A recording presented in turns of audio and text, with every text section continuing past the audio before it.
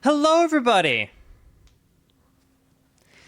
Dude, Smallant, I don't know, like, I've done, you, I don't think you understand. I've done one of these bingos, and it was when, like, this thing first launched, like, a year ago? So I was like, I'm just gonna do as many goals as I can for practice.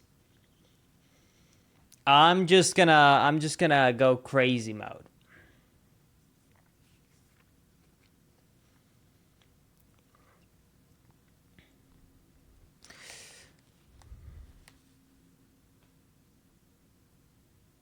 Yeah, all good, Smallant, all good. All good. No worries.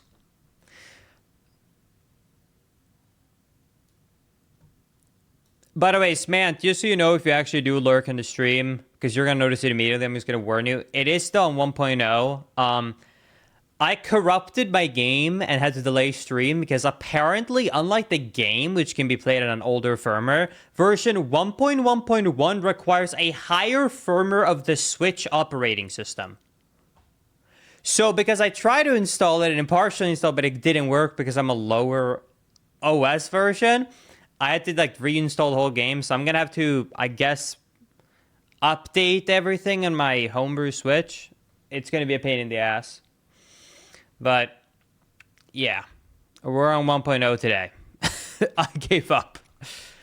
I gave up on 1.1. Anyways, hi everybody.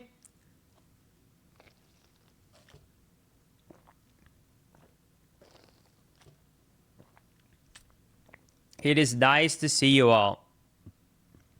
Just delay stream for another day. No, I wanna really be a little bit better practiced for Friday when we're doing the race. Okay, let's be realistic here. What are my chances of winning? Not great. Do I want to have at least a chance to win? Yes. You know what I mean? Like, does that make sense? Like, I know I'm not going to have the best chance to win because when it comes to, like, randomizers or bingos, I'm not the best at routing. I'm fast, but I'm not the best at routing. But I at least want to make sure. So I'm thinking, like, we'll do a bingo today. I'm going to do bingo tomorrow, and then we're doing the main race on Friday. 2 days of practice. Hopefully will get us kind of, there. Anyways.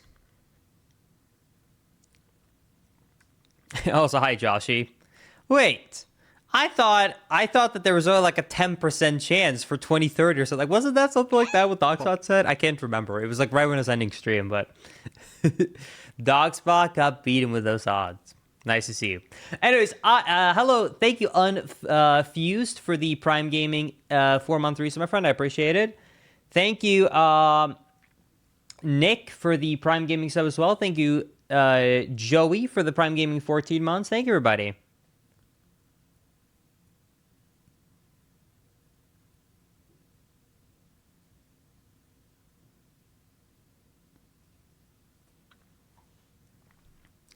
I appreciate the compliments, but you gotta relax, man.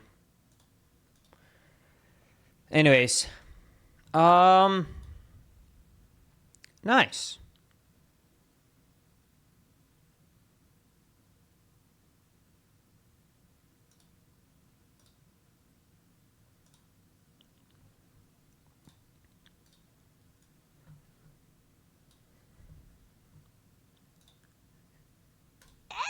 So today's not going to be a YouTube video, but I'll probably turn Fridays.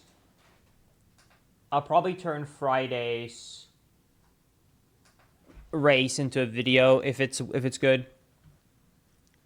It's kind of strange to be back at Tears of the Kingdom, but also nice. Thank you, Zeno, for the Prime Gaming 39-month reason, my friend. I appreciate it. Thank you.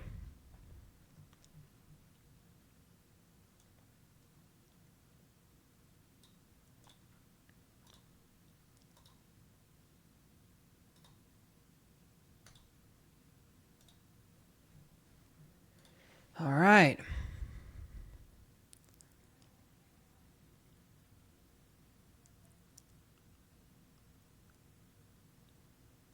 Oh, yeah, there's no audio, huh? There's no pause audio here.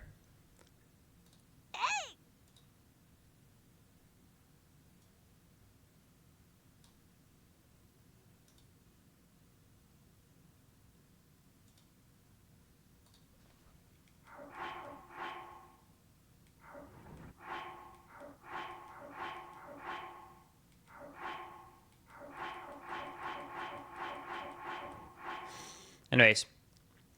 Thank you, True, for the 2-month resub as well. I appreciate it. I like trains. I like trains too. Anyways, I am sorry for being a bit AFK. I didn't plan to. I don't want to go into too much detail, but I've had some physical problems. Haven't been feeling great, but yeah, we are back. We are here. We're alive. That's what matters. But yeah, so yeah, today we're going to be doing a bingo, and like I said, we're going to be streaming for the next couple of days in a row, so we're back. Don't worry, chat. We're here. But anyways, hopefully everything will go smoothly. Thank you, Ripple Water, for the 54-month resub. I appreciate it. Thank you.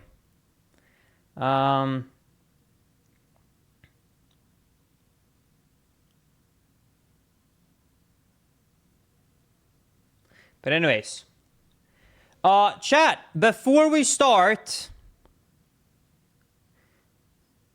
let's start by actually doing some planning. I'm going to start soon because I'm getting freaked out by the silence. So, okay, so let's start by reading some of the goals, which usually, before we start, we have like a full minute or two to read normally. So let's go over all the goals.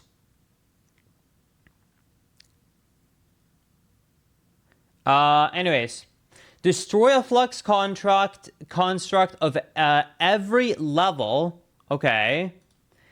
Dye something purple. Okay.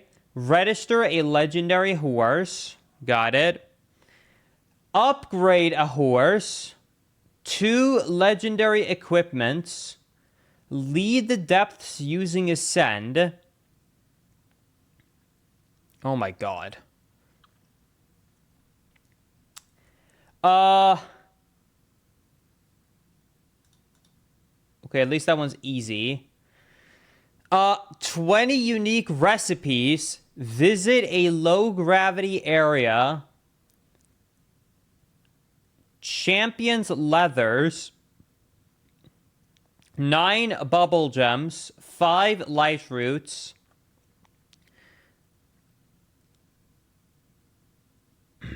Give me a second. I'm gonna have to do something quickly. 5x5. Let's click on this little thing here. Oopsie daisy.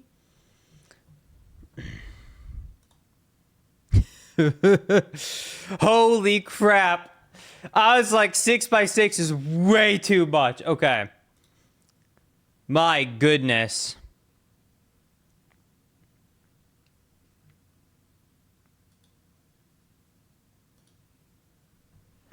Okay. Also, wait. Let me quickly go ahead and hide this, because I want to make this take up only half the screen so I can have a note.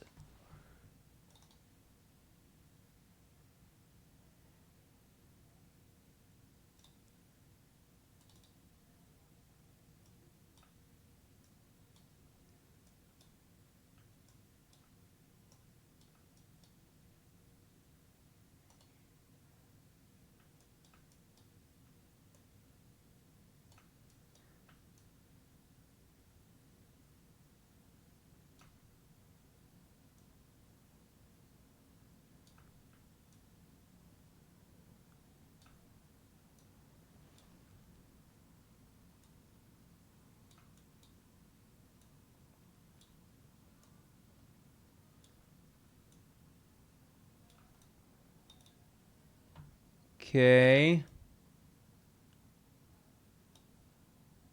Zoom.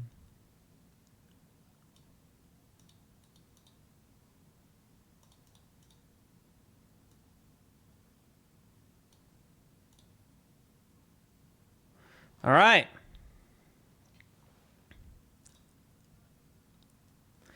All right, so let's see here. What are the goals? So let's see here. So seal toy equipment. Upgrade a horse. 5 different head armor pieces. Champions leathers. Unlock 4 shrine and light root I just pairs. wanted to steal first place. Thank you, I appreciate it. Thank you for 200 bits. Unlock 4 shrine and light root pairs. Okay, so pairs. So it's like the one above and on the ground. Got it. That one is, I'm assuming, Koga. Okay, defeat Toga 2 times. Die something brown. 4 pen side adventures. Cook copious fried wild greens. 4 unique moblin horns. Cook a monster meal. Rupee from a bloopy. Is that literally just pick up a rupee from a bloopy? Picture of a dragon. 2 unique Gleok horns. The secret room side quest. Okay, 4 sage wills. This is 4 shrines. Register a legendary horse. Cook a curry meal. Visit a low gravity area. 2 unique boomerangs. 3 bargainer statues. 5 side quests. Camera or auto build.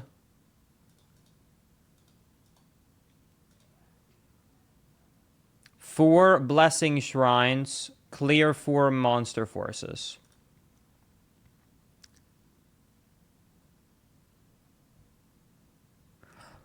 I can clarify goals if you want. Wait, are you not streaming? Oh, then okay. Smant, quick question. Okay, let me just make sure. So I'm just going to say a couple of things in my head, and I'm just going to make sure that I get this correctly. Seal toy equipment. Does that mean just fuse the seal toy to any equipment? Question mark. Okay.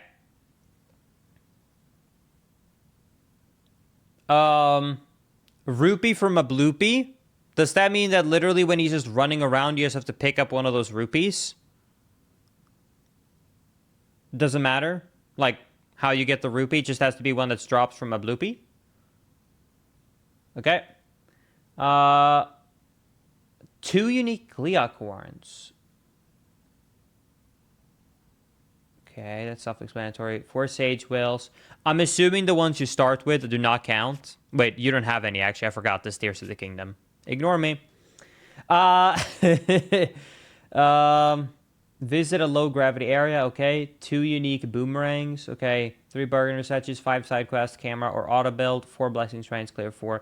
Oh yeah, clear 4 monster forces. What exactly do you mean by monster forces?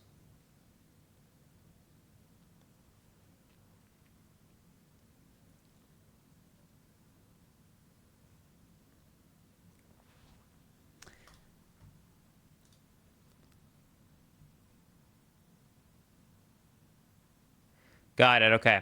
All right, so chat, I'm going to warn you, today's going to be day 1 of doing a bingo in preparation for the race, so this is going to be a bit more of a casual bingo. I'm not going to, like, go absolutely crazy. Oh my god, the camera's not inverted.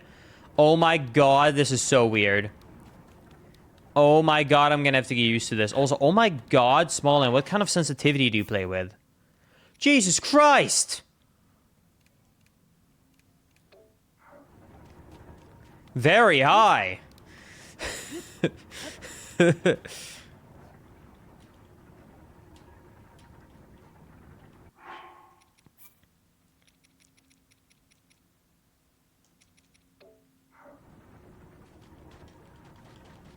right, well, let's start this, and we're gonna be slow, but it's gonna be okay. Let's just get through this and just, like, you know, do some stuff for practice. Okay, so I'm allowed to start warping. So I think the first thing I would do in a race like this would probably be to warp up to the top. Now, if I remember correctly, I think this corner here gets you to the very top of the island. Let's see if I remember correctly. But I think this takes you to the very top by the wings chest. Yep.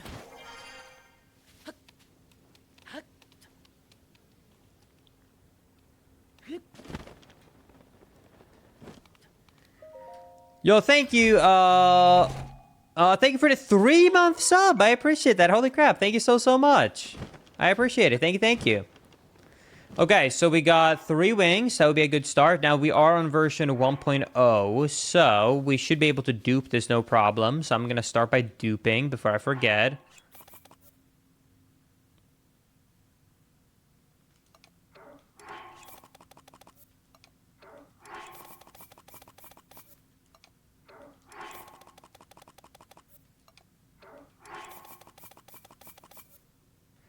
I don't really have a problem with Twitch increasing the mobile sub prices because I'm gonna be honest, you should never sub on mobile anyways, because like you're just giving a 25% cut to Apple or like Google. So I don't think it's gonna be a huge problem. Like even if you are mobile and you want to sub, you can do it through the browser, but on a mobile device, you know? So I'm not really worried about it.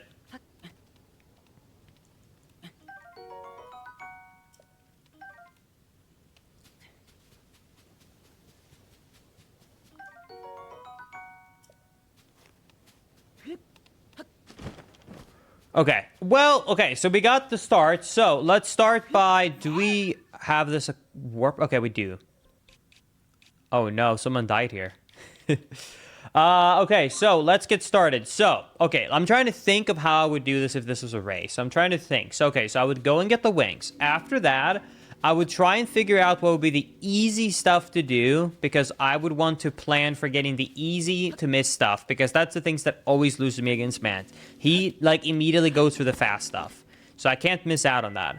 So I think if this was a live race, what I would need to figure out quickly would be...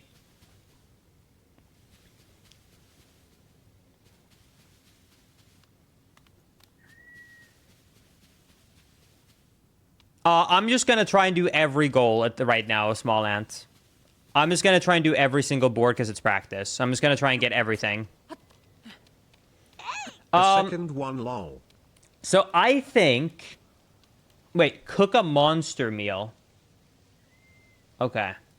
I think what the fastest thing to do in this one would probably be boomerangs if you know the locations, but definitely other ways. Seal toys should be pretty fast, but also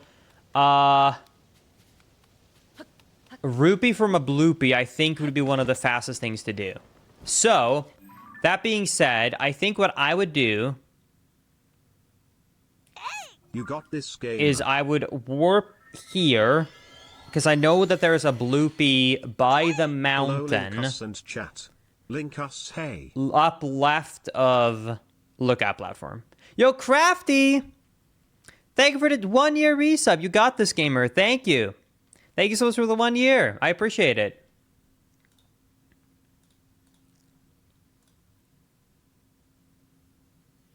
Also, thank you, Crafty. I appreciate it.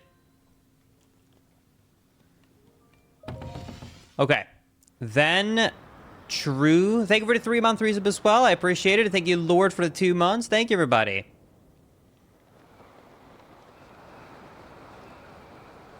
Okay, so. If I remember correctly.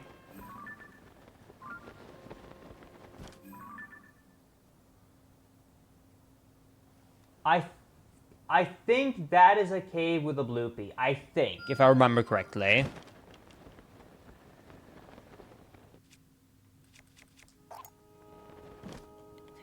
So I would start by immediately heading to this one, I think.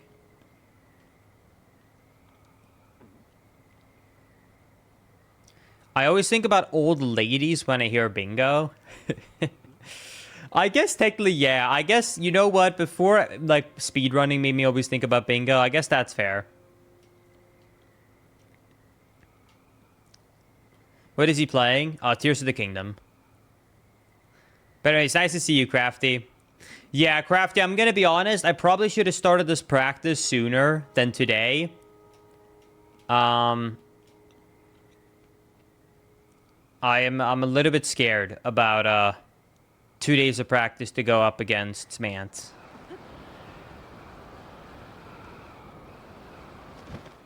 Okay, so I think this is a bloopy cave.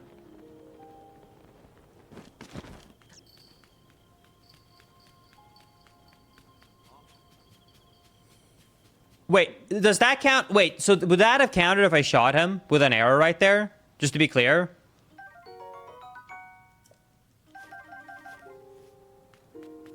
For the goal of rupee from a bloopy. I wonder if... Hold on.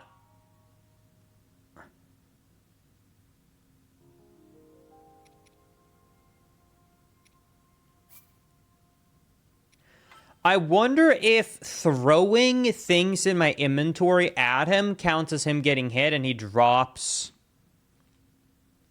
and he drops rupees. Let me test.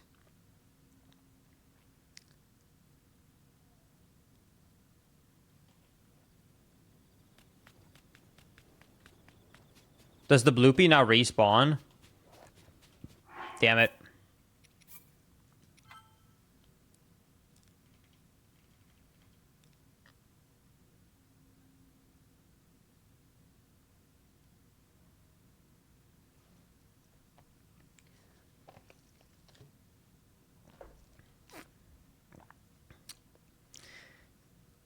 Yeah, auto build, fairies, rockets, and Hylian shield. That's actually pretty smart to start off with.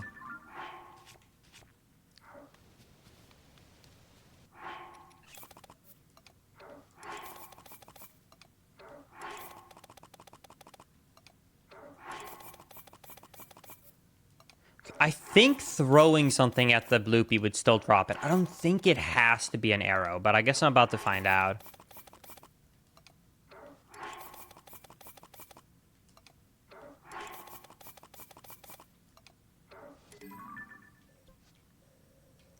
Oh shit. Here we go again.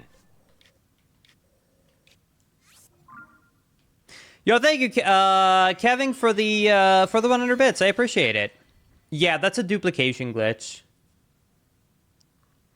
You know what always sucks, in my opinion, about Tears of the Kingdom? And, like, it's just not something at all against, and no one has said this on stream yet. I at least haven't seen a message like it, but I just mean this. I think that it sucks how, unlike Breath of the Wild, where all the glitches were found, like, really far after launch, Tears of the Kingdom had all the glitches found right at the start. Because it's really created this weird dynamic where a lot of people will see these glitches and then you just go like, I can't do that, or how do you do it? And then you'll always have to talk about which version it's on, you know? I think it's a little bit sad that, like, there's so much of this game, especially that's great for challenges or for speedrunning or anything like that, where you're really just screwed and locked out if you don't have very specific versions, which, like, even though you can... What was the glitch difference between 1.0 and 1.1 again? I can't remember, chat. So the main difference, Smallant, is that you basically can't do ABCs quickly. So ABCs works, but they're insanely slow on 1.0. While on 1.1, you get, like, incredible speeds. So 1.0 mostly wants to be used if you more want to either do any percent so you can Zuggle Ganon, or if you're doing a lot of infinite pocket rockets.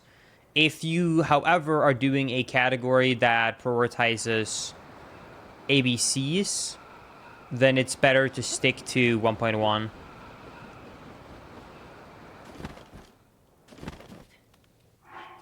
I agree that it's really easy to do version management and Tears of the Kingdom speedrunning stuff if you have a homebrew Switch. I think the big problem when it comes to that is the fact that I don't think you can throw. I think you have to shoot a bow at him. Anyways, the big issue with that is simply just the fact that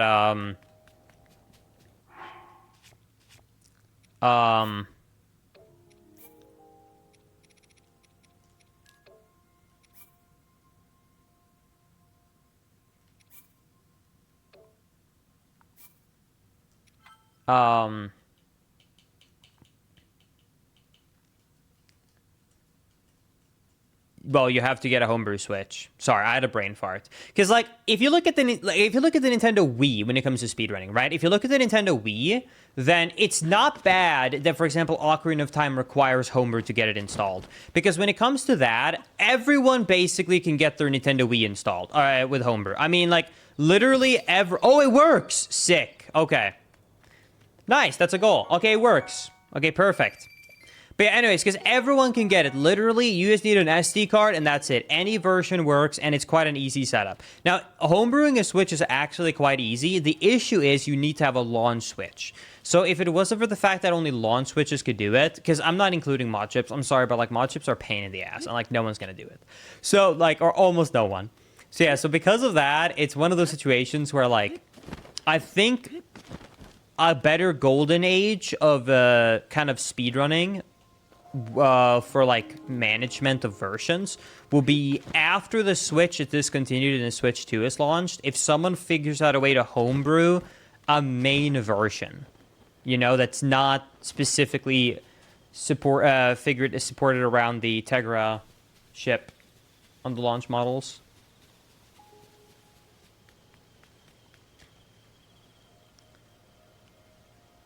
Anyways, okay, so we got the bloopy. Now, there are a couple of cooking ones that might be easy, but I'm going to be honest with you. Like, curry meal might be easy, but I'm pretty bad with the recipes. So for this practice run, I'm going to pretend to ignore that. And I'm going to start by doing the early game route for getting auto build and fairies and that sort of stuff, which I think would be the best route to do. So for that route, if I remember correctly, you want to go to this shrine right here. So you want to go to the Fuse Shrine. It should be a straight left to get to an island where the fairies are. And then from there, it should be really fast to head over to the depths where I could get auto build.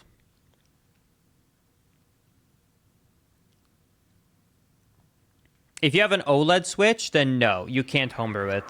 Unless you solder a mod chip onto your console, which, once again, I would not advise again. I would not advise you to do that. Unless you're very Giga Chad. Or you want to spend a lot of money to pay someone else to do it.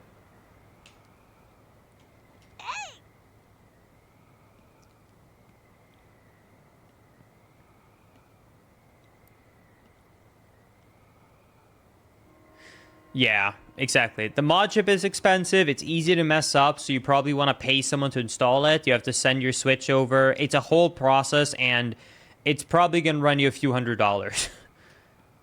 If you really want to get a homebrew Switch, it would be cheaper to buy a second Switch. If you have an OLED Switch and you want to have homebrew, it would be cheaper to buy a used launch Switch on eBay and just homebrew that and have two Switches than it would be to buy the mod chip, probably, and go through that process. That's why it's so, like, kind of both sad and good at the same time, which is, like, homebrewing the Switch is both so easy, yet so terrible at the same time. It's, like, such a weird hybrid.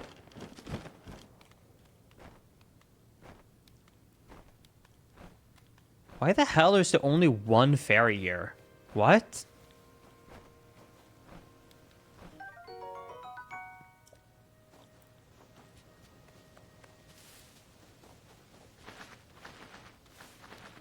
That's weird.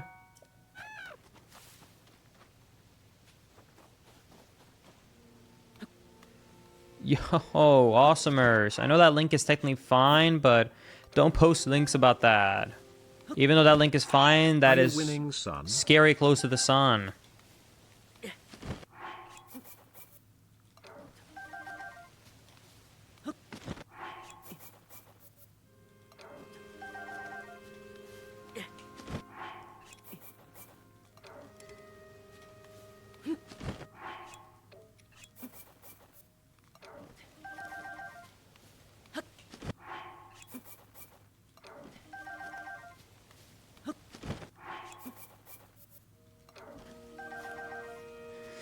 All right, so get the fairies. After getting the fairies,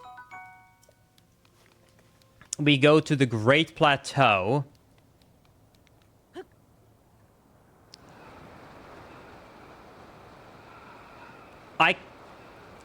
I think this hole is the fastest to enter. I think.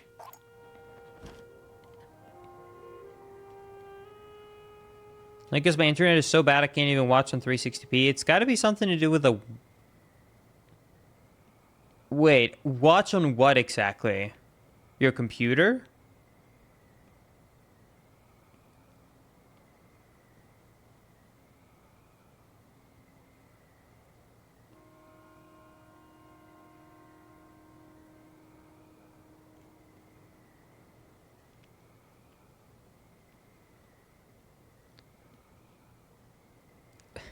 I did not buy a smart fridge. Okay.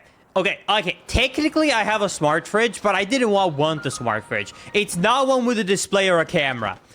If you've gone out and you've wanted to buy a fridge or an appliance, I swear to God, it is harder to find a fridge that doesn't have smart features than it is to find one with smart features. Like, even the cheapest ones require you to get some of the stupid smart features now. I'm telling you, as someone who recently bought appliances, I got one and I was like, I don't want a built-in water thing. I don't want a display. I don't want a screen. I want one that's like least smart as possible when I'm big one. And because I'm buying a new fridge, like it's still connected to Wi-Fi. It does. Okay, I'll actually say the smart feature it does have, I actually kinda don't hate, but I hate it in like the longevity of things because it's gonna eventually break. I know it. But anyways, what it does is if you forget to leave the fridge door open, it starts spamming me a notification every minute. So I can't hate it too much. So it's not, at least the smart feature it has, at least has a use to it. Where it has saved us, where we have left our house, and then I get a notification right as we're about to pull out, and it's like, hey, you forgot to close the fridge door. So you know what, at the very least, as far as the smart features go, at least it only lets me know if the fridge door was left open by accident. So it gives me an alarm like that. Okay, so that's auto build.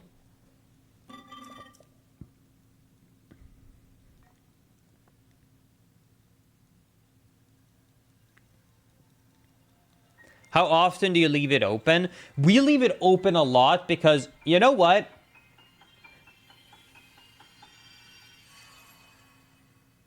Literally, I am going to be honest, I really, really hate how everything in our house is smart. And I mean that. Like, let me show you my most recent 4 notifications, okay? This is my phone right now and the most recent 4 notifications that happened since I sat down on my PC. And I hate it. Look at my 4 notifications. Garage door closed. Vehicle unlocked. Fridge door open. Please close. Fridge door closed. I hate it. I mean it when I say I hate it. It's like I can't do anything in my life without getting a stupid ass notification. Everything I do just sends me a notification now.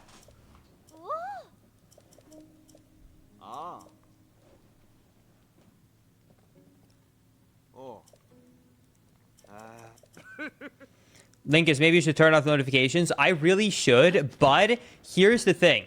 There shouldn't be an option to have the notifications on or off. Do you know what there should be? There should be more control of what notifications I get. Does that make sense? I don't want to turn notifications off. I want to turn off the bullshit ones I don't care about. Like, I don't need a notification telling me, hey, you opened your garage door and you closed your garage door. You know what I want? I want a notification telling me, hey, your garage door has been open for 30 minutes. Did you mean to do that? That's what I want. I don't want a notification once the fridge has been open for 30 seconds. I want the warning after 5 minutes. Like, that's the options I really want. I don't want the bullshit ones. The car one I get. But anyways, okay, let me check again. It's been a while since I did this. But if I remember correctly, I'm sure there is someone here in the chat that will actually remember this better than me. For the bottom one, it should just be flat. And then for this one, if I remember correctly, I think it's that you flip it like this. And then do you just put it here? This doesn't seem right. But that's too much of an angle.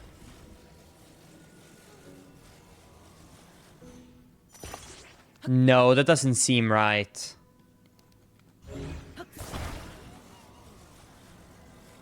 I feel like it should have a bit of an angle to it.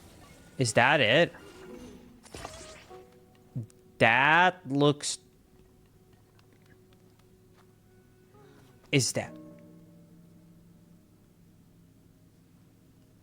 Oh, the first one was correct?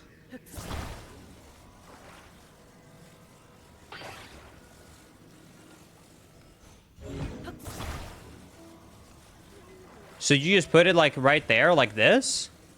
That's it? No way, because you can run out of here.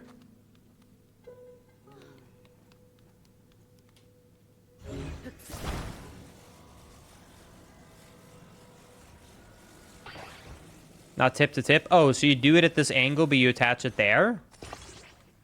But you could still run out, can't you?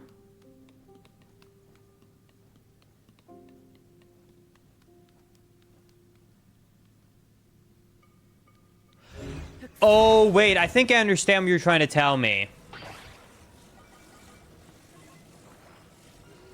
You're trying to tell me to do this. Oh, got it.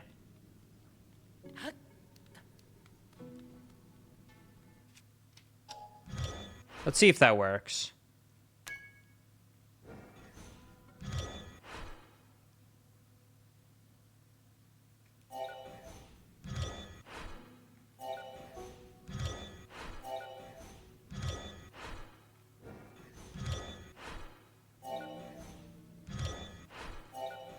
Wait. I don't...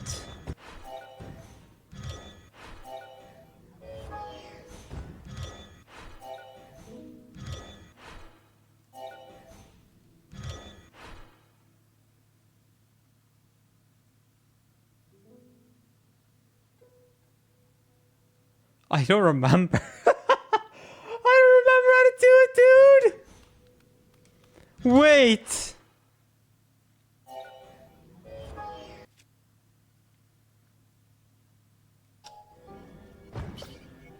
Get the ghost.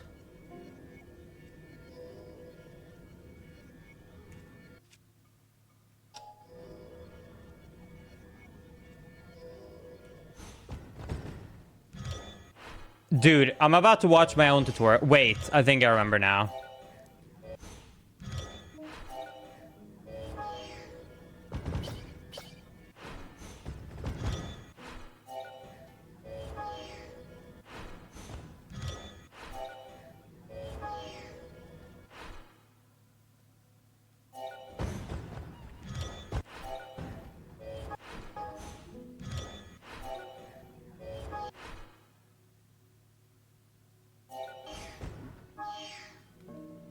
Dude, that was sad.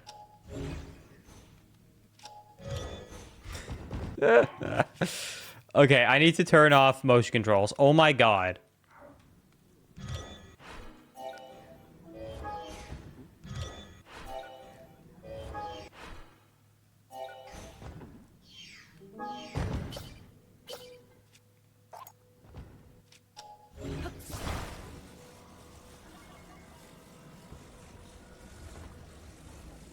Yeah, there we go. Yeah, by the way, if anyone hasn't seen 1.0 in a while, yeah, 1.0 is extremely low speed when it comes to this. Here, I'll show you. Let me show you the speed you get in 1.0 when doing this.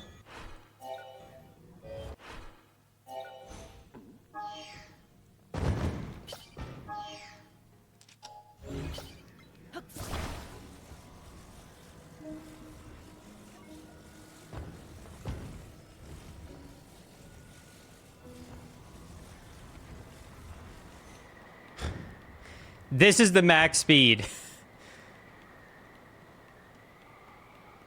If you have ever done 1.1, you will know how slow this is. You can technically hold an object and push it and get a little bit more speed in 1.0, but when it comes to the free method of just running into it, this is it. This is the speed you have.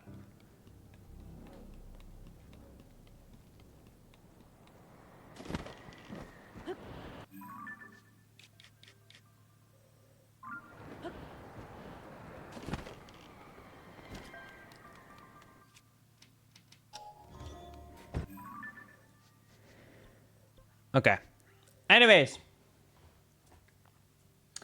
Let's get to business, shall we?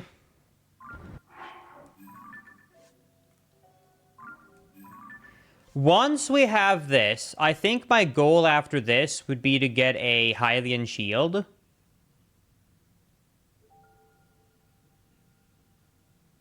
So let's go and get a Hylian shield.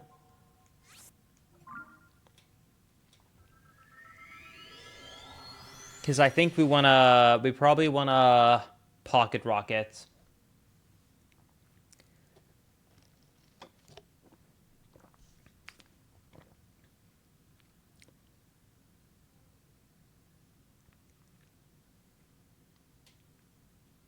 I am assuming we're gonna do a lockout bingo, because that's usually what we do.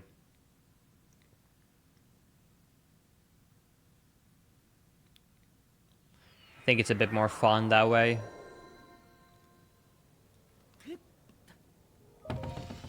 I've been doing triples lately.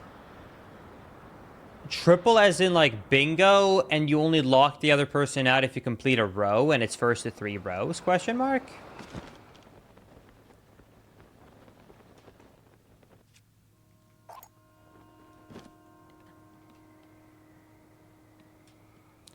No, just triple bingo.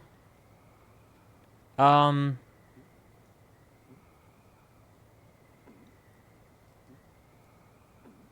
you mean just like 3 normal bingos?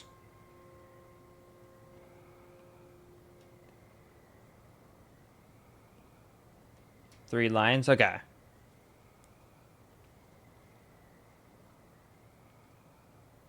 I'm realizing how long ago it's been since I played bingo.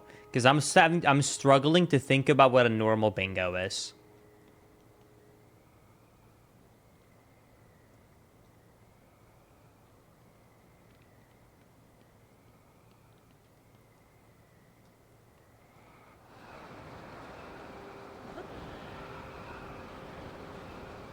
I don't have any fire fruit, do I? I just realized. Oh, shit.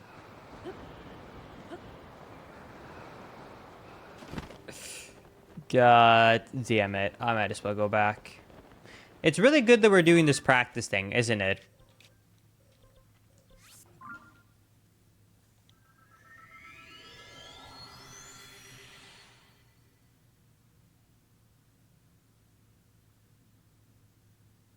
Bro forgot his old lady days. Dude, I have had so much, like, just, like, absolute brain fog the past few days. It's been really bad. Like, I will have someone come up and talk to me, and it's like I'm just, like, not in this world. They'll be like... They'll ask me something, and I just sit there, and then after 5 seconds, I realize, wait, they talked to me. So then I'm like, what? And then they repeat themselves. A golden Kappa user? Holy shit.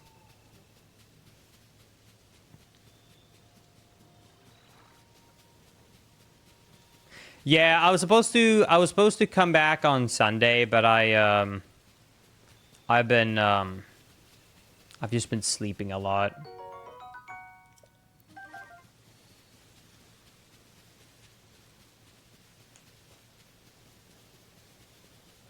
Been having a hard time.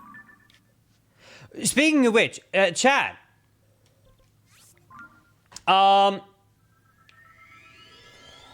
Speaking about sleeping and speaking about health, I absolutely just got so destroyed by healthcare. I don't know how I keep getting ruined by healthcare in America, but somehow they find new ways to, like, shock me. Okay, so you know how me and Maisie obviously moved, right? We moved from our apartment to our house. Now, I want to clarify, we didn't move far. We moved, like, we did not move far, right? We moved, like, 20 minutes away, right? We moved, like, 20 minutes away, and we are still within the same covered area. But because I moved, I had to basically do a new application, right? A new application for my healthcare. And I'm like, why? And they're like, you have to. And I'm like, why? Like, why do I have to new application? And they're like, it counts as a life event. And I'm like, but I don't want to change insurance. I'm still within the same covered area. Like, I don't, like, you guys still cover my new area. And they're like, sorry, you have to do it. And I'm like, okay. So I update my address. And then it's like, hey, you qualify for a life event, and you have you qualify for special enrollment. Anyone who's American will know exactly what that means. It basically just means that I can get insurance outside of like the end of the year, start of the year. So I'm like, okay, awesome, cool, blah, blah, blah. Anyways, I then go ahead and look. And there's a few things I immediately noticed when I started looking. So the first thing I notice is that my health plan that I'm currently on does not exist anymore, which pisses me off. But then I notice that there is a plan that looks awfully similar to what I currently have. So I proceed to read at it.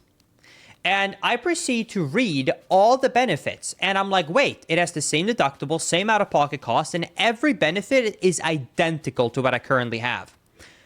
But they changed one number. This, like, when it comes to, like, your health insurance plan, like, there's, like, a 20 digits of numbers that, like, is, like, the identifier of the plan you have. And all the numbers are the same except for the last one. They updated the one digit at the end, so it's all the same except for one digit. The benefits are identical to what I currently have in every regard. Only difference, the monthly cost went up by $150. Same plan, same benefits, but they updated one number for calling what the plan is, and it's $150 more a month. So I'm like, what the hell? Anyways, that's not where I got screwed, though. That's not actually where I got screwed. Like, this obviously sucks, but this is not even where I got screwed. This is where I actually got screwed.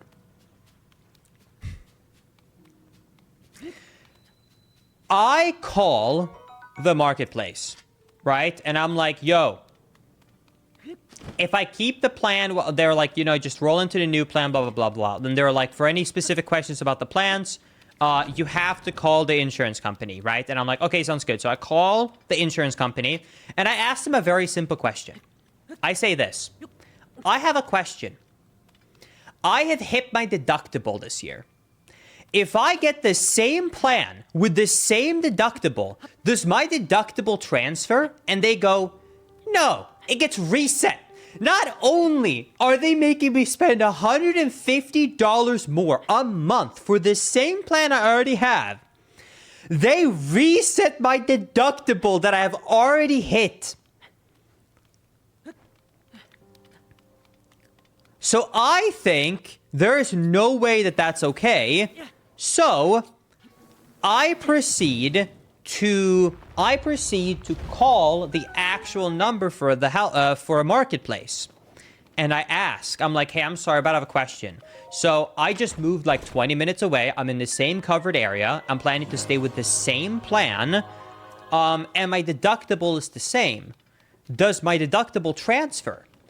And here's what I heard. And the second she said this, I knew I was screwed. And there's nothing I could do. She said this. According to the law, it is down to each individual insurer if they want to transfer the deductible in between an old plan and a new plan. So there's nothing that we can do, and it's down to the individual insurance company if they want to honor that. And the second I said that, I was like, there's no way. Like, the second I heard that, I was like, there's no way. I'm screwed. I'm totally screwed. Like, there's no way. I'm 100% screwed. Go again. Like, it's actually a 0% chance.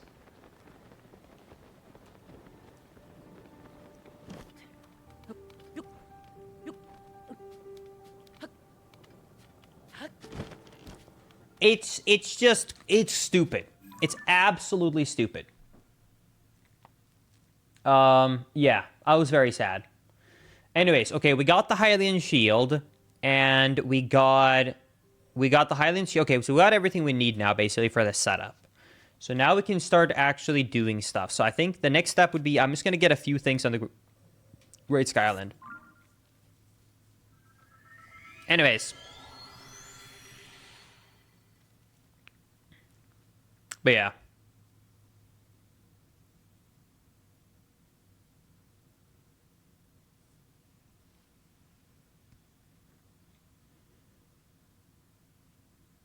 So here's the thing that I'm going to be honest. Here's what I wish existed to a normal extent, okay? And I mean this. This is what I would do in a heartbeat if they had plans like this.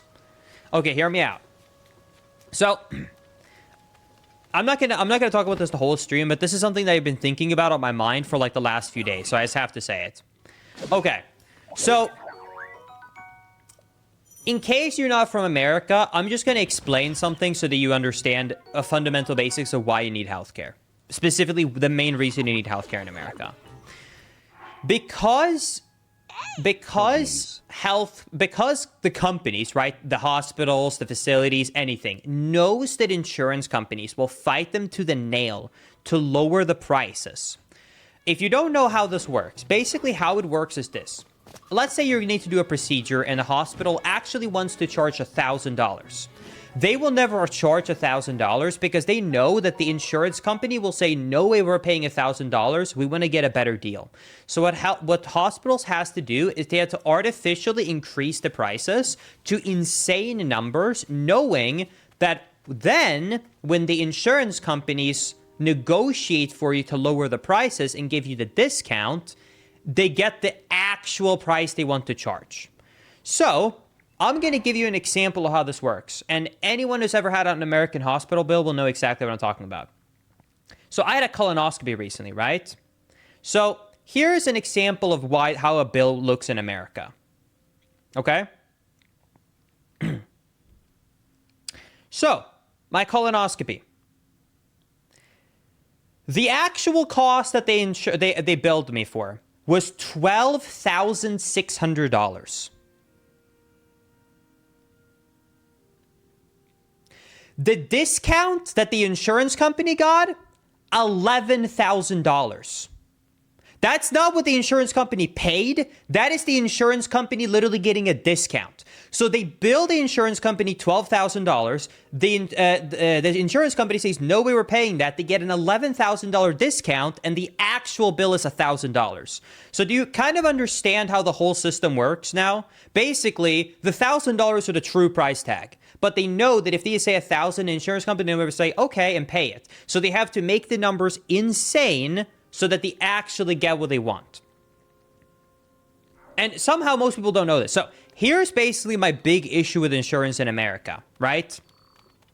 And I'll explain to you why it's so messed up, okay?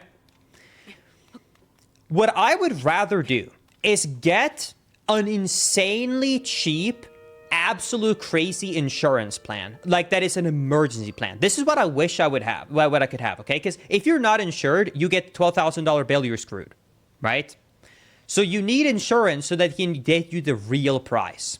But here's what I wish I could do. I wish I could spend like $100 a month, get an insurance company that will get me the true price, and then they will only cover out of pocket when I hit like $20,000, something ridiculous. Because here's the truth. I'm healthy, and I don't actually need to use healthcare enough to where I need to pay an insane high like deductible. What I just care about is that if I'm in a car crash and I get hospitalized for a month, I don't go bankrupt.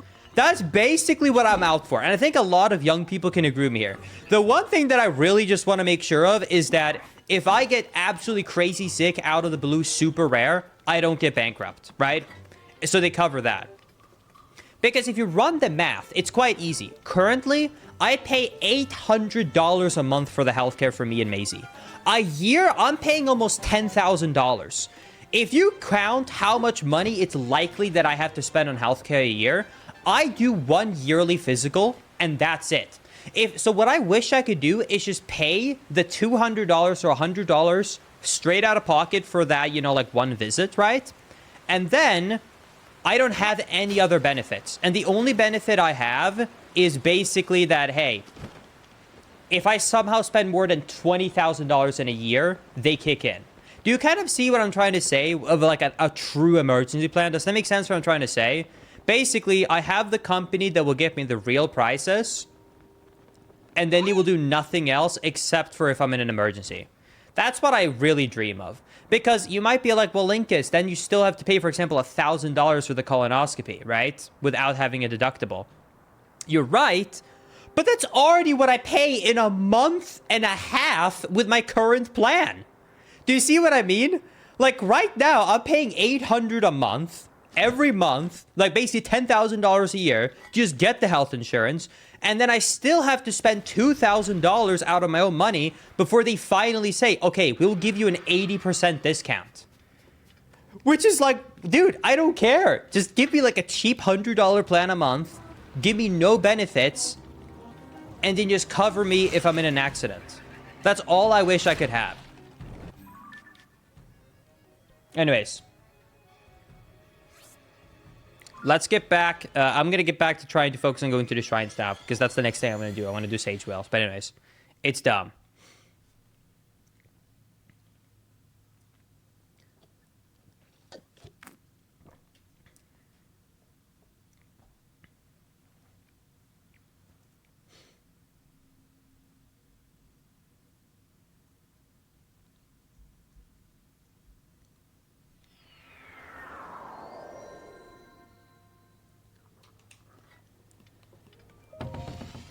Sage Wells are not from shrines? I'm an idiot. You're right. Wait, but blessing shrines are also different. Hold on. Let me open up a map and look something. Hold on. Tears of the Kingdom map. Does the interactive map have a filter for blessing shrines? Let me see. I don't think so. Blessing shrines. Nope.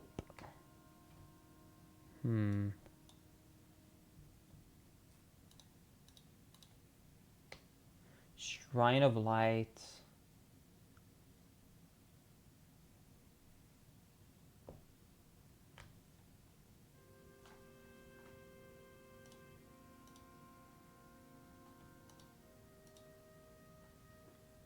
I can tell you firsthand as someone who worked in healthcare in Sweden, and I think anyone who like lives in probably like the UK or Europe or anything like that can back me up. Knowing how Americans are, I don't think Americans actually want free healthcare. I think they just want to have one where the prices are negotiated to a point where they're more fair. Because if you told an American they have to wait 6 months to get checked up on a tiny thing, they would absolutely flip out. Like knowing Americans, they're not patient. I'm telling you, it wouldn't work. So I think you just want like more fair pricing. I don't think you want it to be fully subsidized because I don't think you'd flip out from the long wait times. Like when I had a little bit of hand pain, it took me about 9 months to see a single doctor in Sweden for that. Like I don't think you want that. Tears of the Kingdom map. Let me find another map. Tears of the Kingdom interactive map.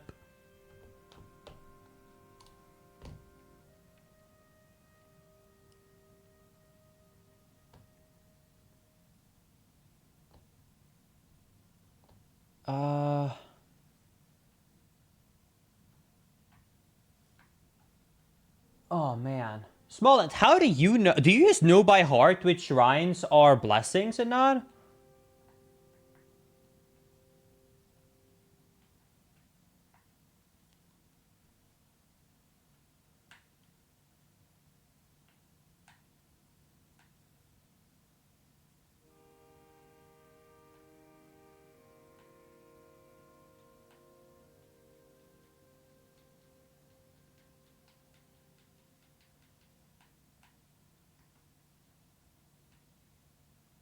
I just know a few. Oh god. Tears of the Kingdom blessing shrines. What if I search for it? There are currently 48 Roro's blessings, which means there's 108 proper shrines. Did they list out which ones there are?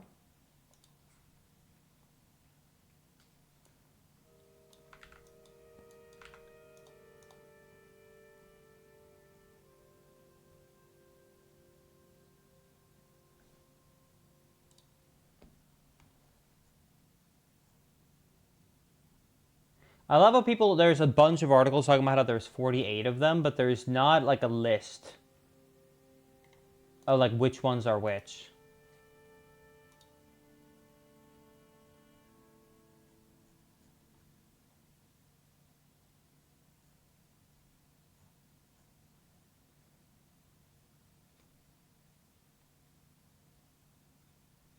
Okay, I'm going to do this, chat. I'm going to ignore this for now, and then I'm going to offline take the time to, like, mark down individual shrines. Does that make sense? So before the race, I'm going to, like, actually on my own add on a map which ones are where so that it's easy for me to know for the race.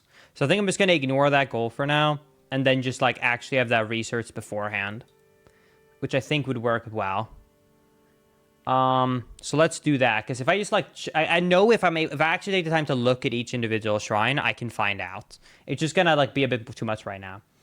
Okay, picture for dragon. Let's just start by doing like one at a time so that like I'm well practiced and remember where everything is. The issue right now that I'm having, honestly, is that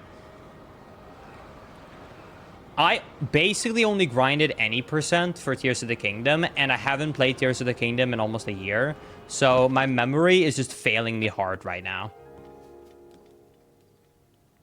Okay, so this guy is the one who wants the camera.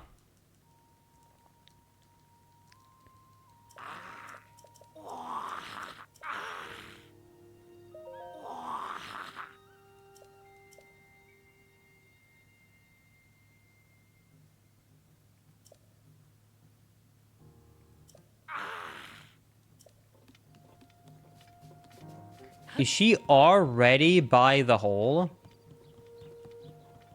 No, she's here.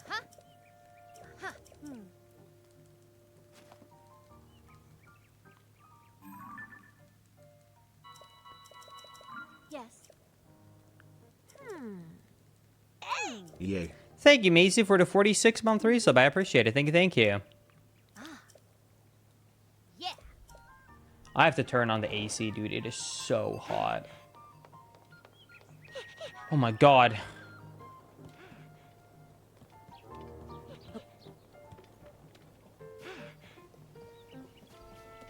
So hot upstairs. I forgot that I only set the AC to be turned on for downstairs, not upstairs.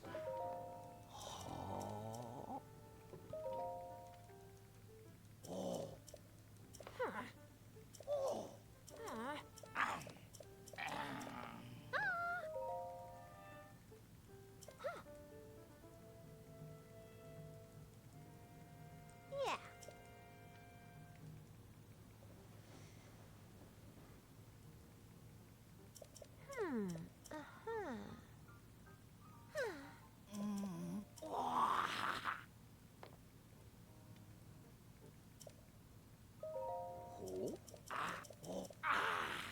What?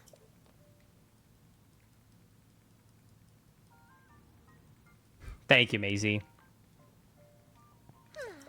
Yeah.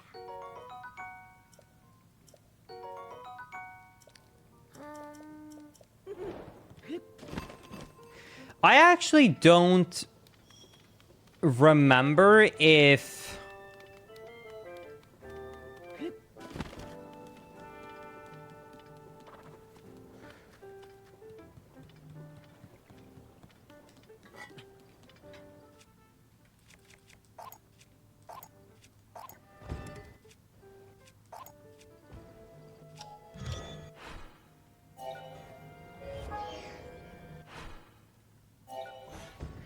I actually don't remember if I can just run ahead of him to light up the place he wants to see, or if... Oh my god, it's so slow. Or if I have to slowly follow along with him.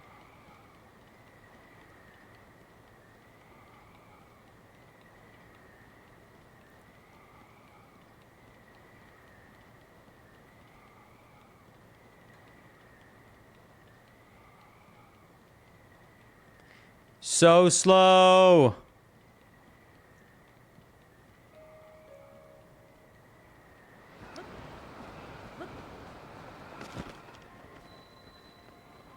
Okay, while I'm here, I should get this shrine right here because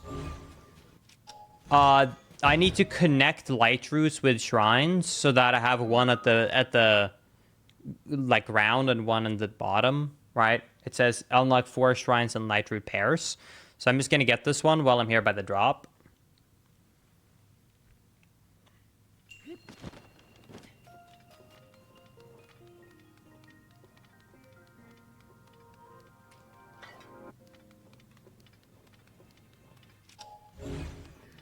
I think for the actual race, I definitely want to set up quickly pocket rockets.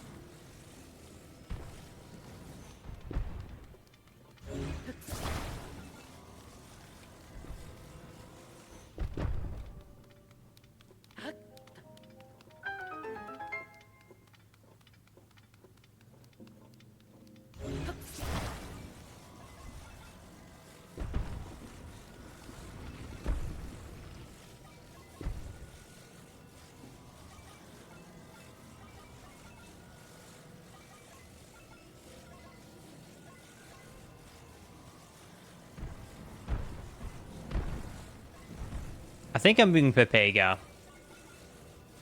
I am.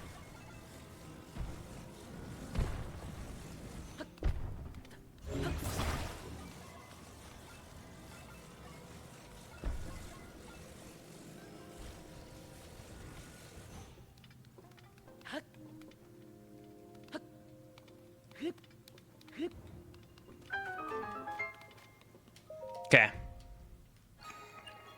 I recently homebrewed my Wii U, and I've been playing Wind Waker randomizers constantly. The first one spent almost 5 hours without finding the sword. Checked the spoiler log and saw that I disabled swords. If it makes you feel any better, Ninja, I am gonna be honest with you. I was a little bit confused by the language in the Wii Wind Waker HD randomizer as well. So I had to straight up Getting close to 4 years. I had to straight up actually look at, or sorry, message Super Dude and ask him, hey dude, is this disabling or making it so like you just don't start with it? And he said, no, that disables it. You have to like go ahead and actually like just go to items and remove it. So don't change that setting. Just go to starting items and remove the start with a sword. But I agree with you, because old randomizers used to say no starting sword or swordless. So it used to be different. Thank you, XD Killer, for the 44 months. I'm having such a hard time to think. Holy shit. I am definitely not fully recovered.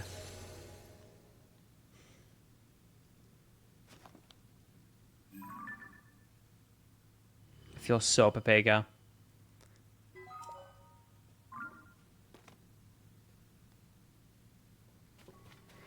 Okay, so if I remember correctly, it's... I think here, I don't have to follow the statues. I think he's just east of here, isn't he? I think you just talk to him east of here.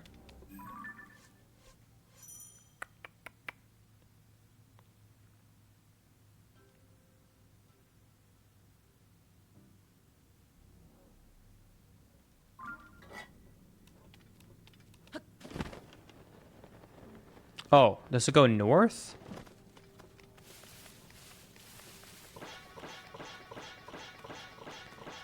I dread to think about the race on Friday. Dude. I think to have a fair shot, I might have to do a lot more practice than I thought. I absolutely feel like a pleb right now.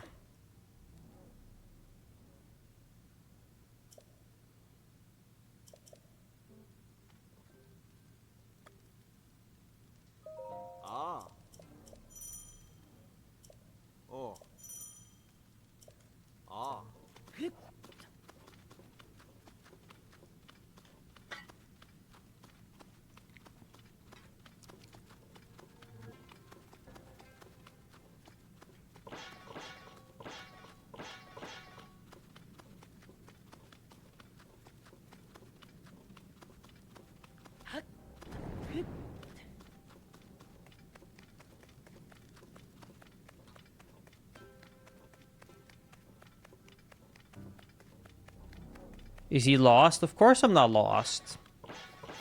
I'm a Giga Chad.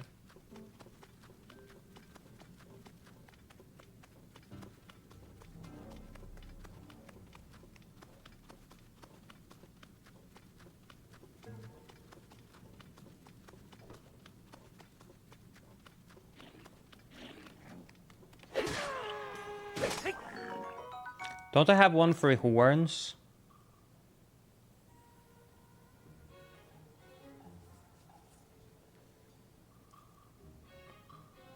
Oh, I don't. That wasn't my last one. No, Moblin horns. I was gonna say, I thought I did.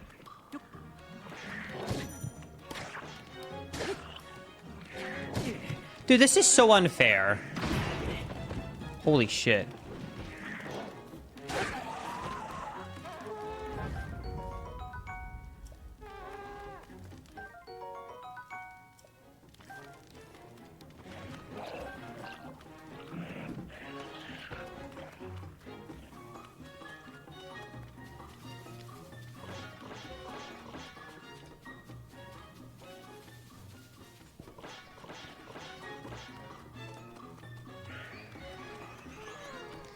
Why are you guys so worried? Linkus has usually gotten 2 in the same time Smallant has usually gotten 1. 2 squares at the time Smallant's gotten 1 run complete.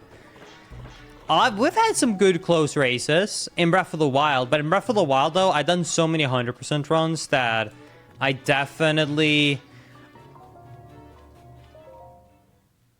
Actually, now I know... I was going to say, so I think historically, I might have had the upper edge when it came to knowledge, but he is so much better at me than routing. But now he actually did pick up 100% speedrunning after we did our races. So now he's just straight up better in every regard. Because they're probably equal in terms of knowledge now, and he's faster. So actually, my statement about Breath of the Wild is probably now no longer accurate. But historically, that was the case when we did our races. Ugh. Where the hell is he? I thought he just was up at this light route. It's been so long since it's something casual, like getting the camera.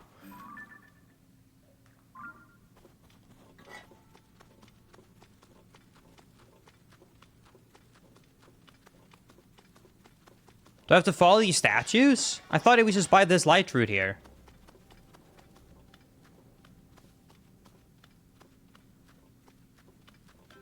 Oh my god, I'm realizing that this early game stuff is just like an absolute, like, early game stuff and side quests is just like, nope.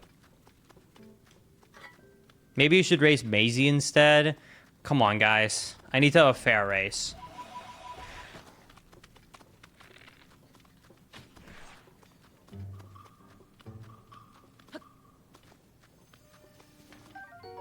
I do so much better than you because of play more.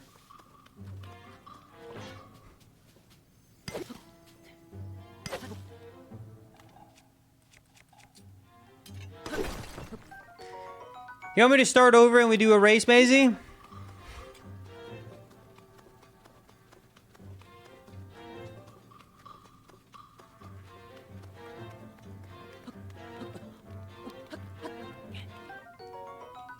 With what doc? Oh, wait. You'd have to get the save file.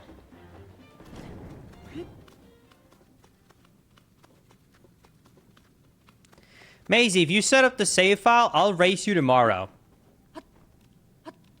You don't stand a chance. That would be 2 races I do tomorrow. Probably need it.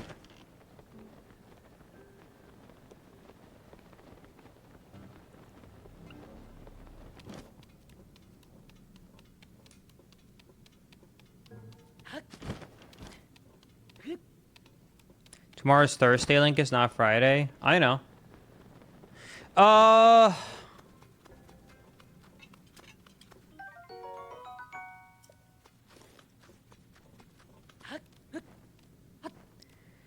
Yo, Point Crow, thank you for the massive raid!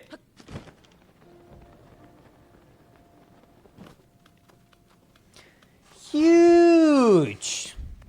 Hello, Raiders! Welcome, everybody, to what I like to call slowest percent.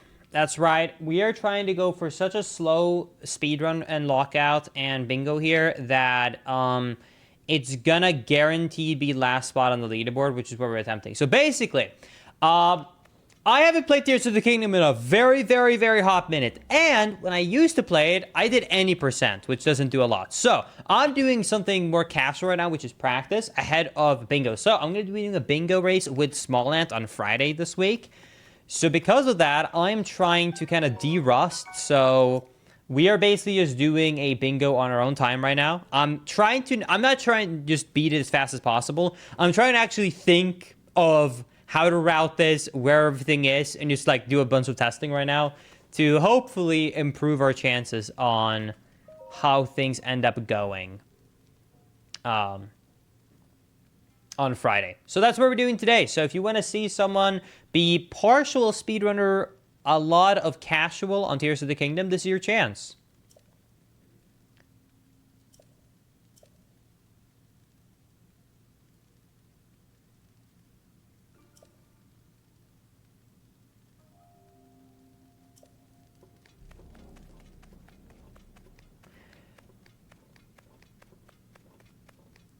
Do I have to read that book? Is that why he didn't spawn? He says he's gonna... I'm so confused. Am I misremembering how to do this? He says continue to head west. I'm gonna go towards that light route. Do I just go west then, and then after that follow the light route? Or follow the statue, sorry? 43 months Pog. I do not remember the early game stuff at all. Dude, are you kidding me? Dude, please just look around you after you TP. He was not here before. I swear to God. This guy was not here before.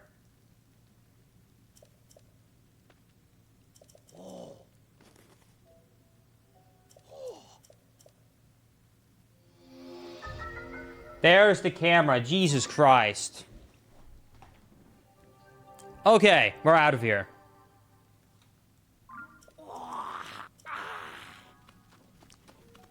All right, peace.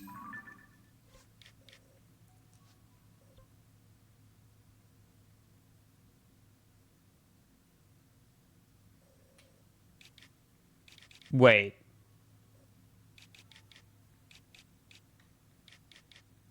Hold on. Hold on. Hold a second. Hold on a second.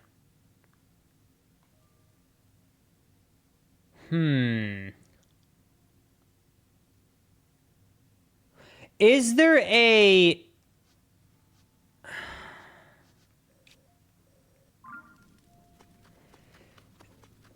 Wait, this definitely can be found through a Google search. Definitely, if I Google it, I'll be able to know. Hold on. Tears of the Kingdom, all dispensers. Definitely, I should be able to know which dispensers give you rockets. Rockets.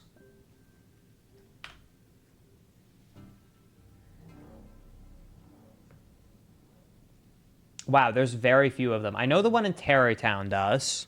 Where are the ones outside of Terrytown? West Hebra Sky. South Hyrule Sky. South Hyrule Sky might be good. And then Left Leg Depot. I think South Hyrule Sky would probably be the best one.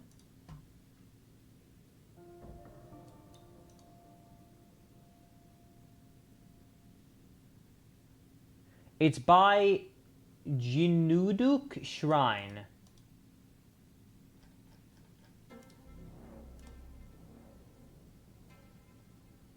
Okay.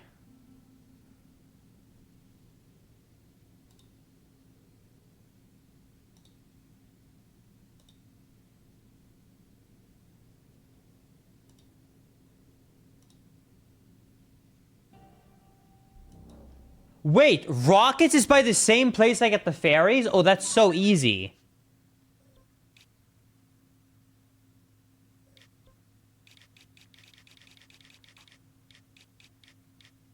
Oh, sick. That's great routing. Hold on. Let me check if I can actually do that.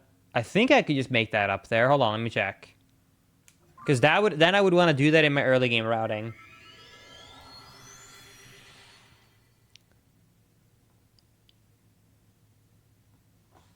When is the new VOD channel going to launch? I haven't uploaded a video on it yet, but you know what? I will let you do something incredibly exciting.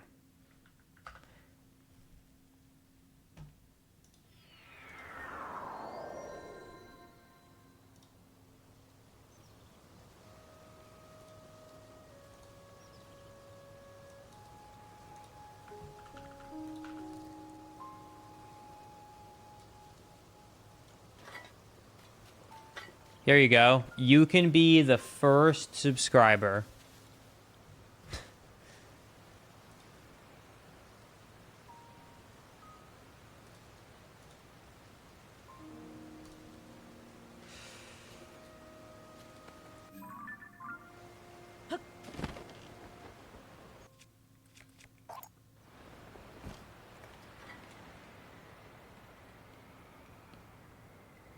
Okay, so let's see here. So I would start the race. I would start by going here, and then I would just want to go over there.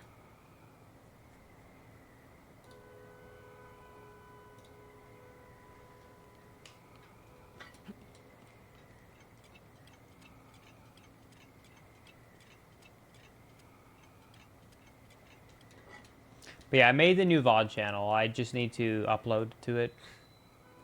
Hey, we got 30 subs. Nice. What happened to the VOD channel? I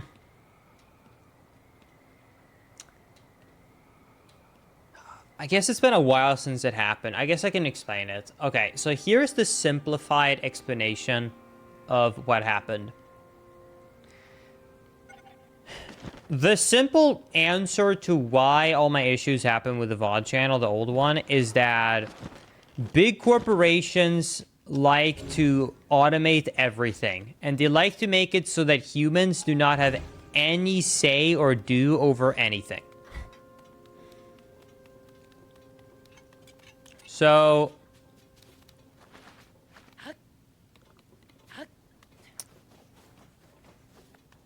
what basically happened was that...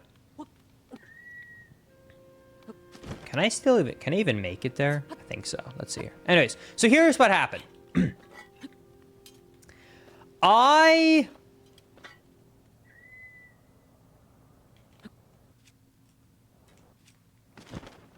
just do it simple and just jump off? Would that still work? Let me see. Hold on, sorry. I just want to see if you can make it here with just doing it simple so I don't have to complicate things when I'm actually doing the race.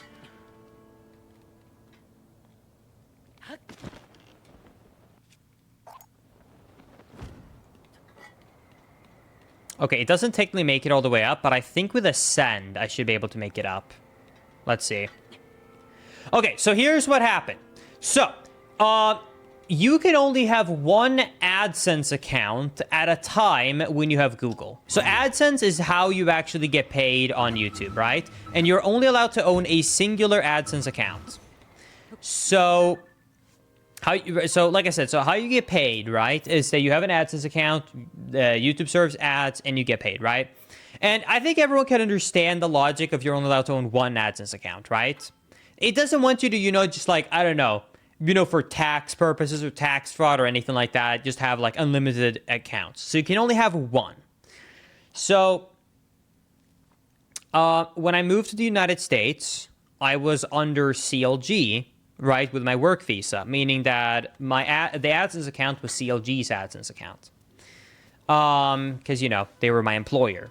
Then, after CLG basically, fell apart, I got signed to Moist Esports, and Moist Esports became my new esports org, meaning that my AdSense account had to be switched to Moist Esports.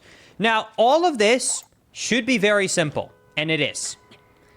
So, what's the problem, Linkus? Well, when the old account was deleted, right, what should happen in your YouTube settings is you should basically say like, hey, error, your old AdSense account no longer exists, connect a new one. Super simple, right? Well, it worked on my main channel, on my daily channel, but not the VOD channel. The VOD channel instead said, hey, there's an issue with your AdSense account, please there's an issue with your AdSense address, please sign in to fix it. But the AdSense account no longer exists because I have literally deleted, well, the account was literally deleted, right? With Moist Esports, that account was full out deleted. So they basically said that like, hey, I'm stuck in an infinite loop where I can't delete it, and the only way to remove it is to log into the AdSense account, but the AdSense account's already been deleted. It no longer exists. I think you can see the kind of catch-22 I got, right? So, at this point, right, some time passes, and I think that I thought the issue would just kind of resolve itself, you know? I thought that the issue would pass. It didn't. So after a while had passed, I had monetization with the new AdSense account through Moist Esports on all my channels except for the VOD channel that was stuck on a deleted account that no longer exists. So I contact Google support, which by the way I can't through my YouTube channel, and they basically tell me this. They tell me, got it, let me look into this, and they say, it looks like there was a problem with disconnecting your account when you deleted the old AdSense account. What you will need to do is reinstate the process. Basically, reactivate your old AdSense account, and then let it get authorized, which takes about a month, and then delete it again.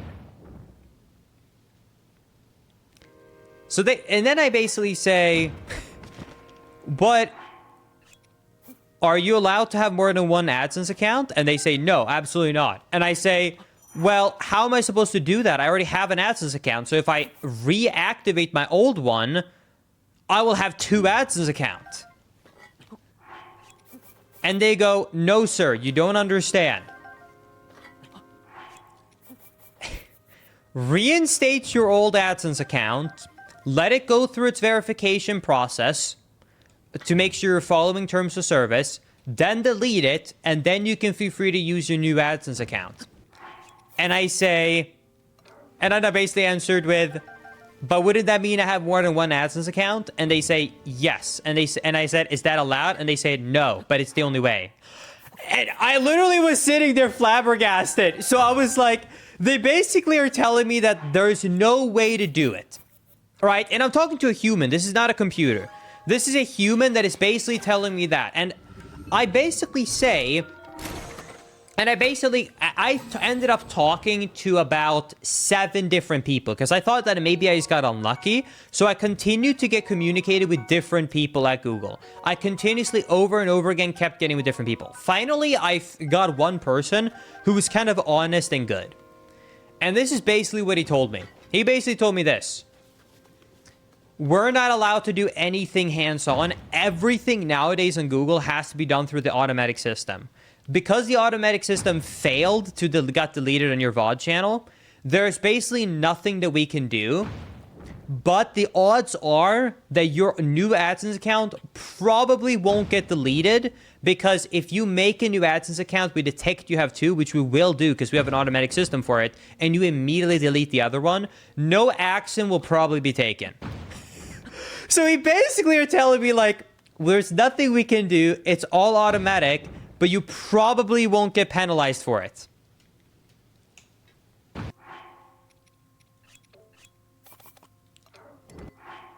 So after that happened, I ended up getting in contact instead with some people. I ended up, through help, getting in contact with partner reps, because bigger YouTubers have partner reps.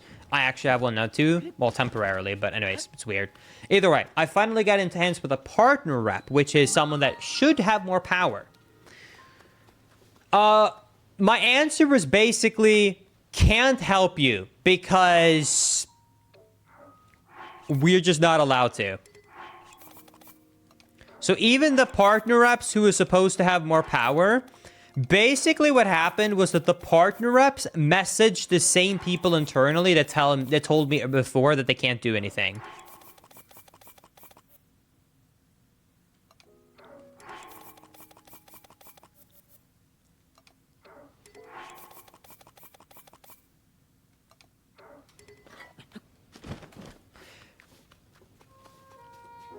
Anyways, so if you've ever wondered then why did the old VOD channel go away, the simple answer is basically this. It's stuck in an infinite loop of it's not able to be monetized. The only way that I can monetize it is by risking losing monetization on my main channel. And I just didn't feel like that was worth the risk. So even though it sucks that I'll lose all the progress we had on that VOD channel, I felt that the better solution was just to simply start over. Because I really cannot risk the main channel, because that's basically where most of my income comes from, right?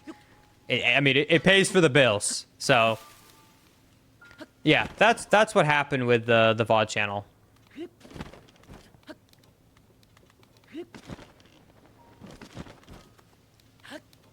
Actually, wait. If I have another blessing one, I wonder if I could do the blessing here. Since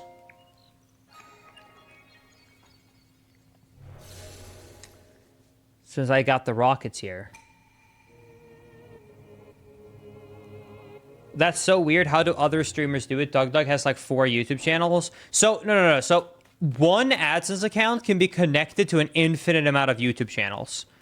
If I would have never had to delete my old AdSense account, this problem would have never happened. So, for people like when I lived in Sweden, or like before I had to delete the old one, it wasn't a problem because it's pretty simple, right? You make an AdSense account, you make a channel, you connect it, you make a second channel, you just connect the same AdSense account, you continue to do that. You never normally ever delete your main one, right?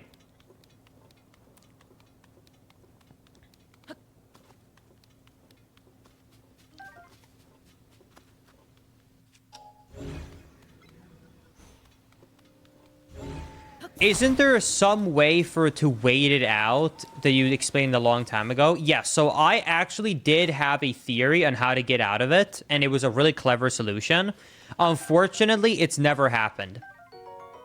So I had a theory on how to get out of it, but it didn't pan out. So here was my theory.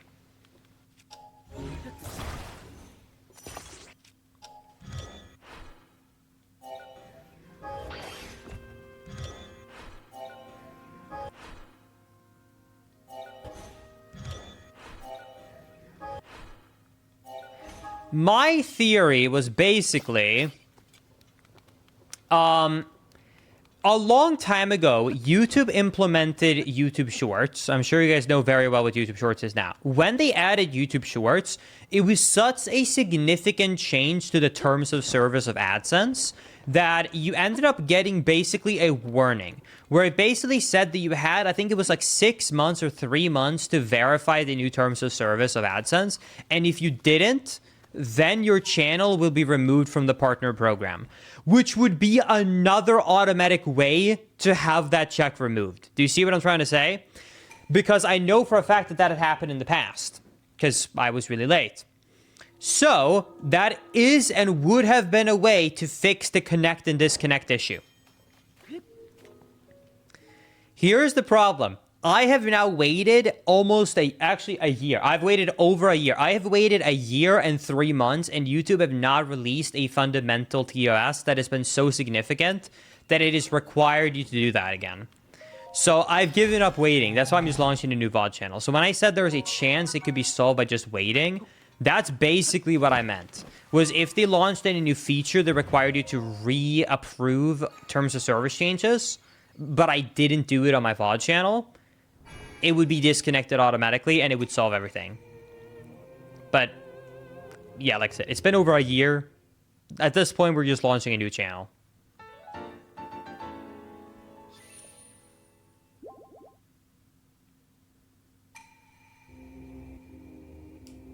Coplop, I'm just telling an old story. I've given up. Trust me. I contacted YouTube on Twitter. I had partner reps specifically from from a big YouTube channel help me out. I've spoken to 5 reps. All of them have said it's automatic. It's not a big deal. At this point, it's not a big deal. I've given up on it so long ago. I was just telling everybody why the new VOD channel is being launched. I've very much given up on that.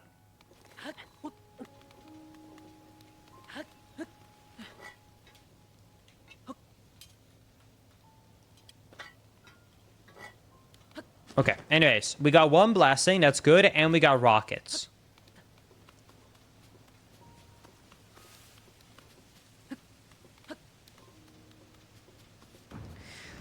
Okay, let me see if I remember how to do this.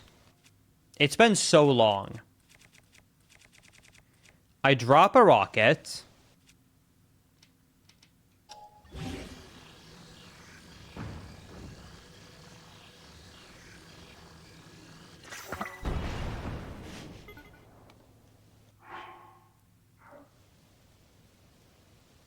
Wait, I think I remember. Hold on.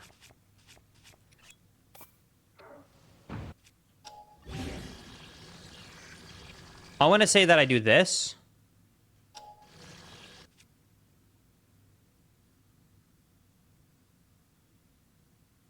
And then...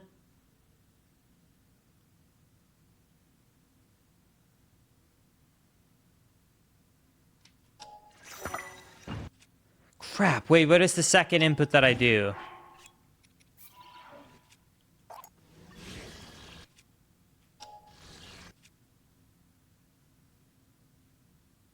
Wait, I remember. Oh, wait, I think I need 2 shields. I'm pretty sure I need 2 shields to do it. Okay, well, hey, at least I remember how to do it. That's what matters. Okay, cool. Okay, the second thing I want to practice that I want to remember, because it's been so long since I did it, is... I want to remember... How do I again... Hold on. Let me think. Damn it, I need 2 shields for that as well. I need to get a second shield before I continue. Hold on.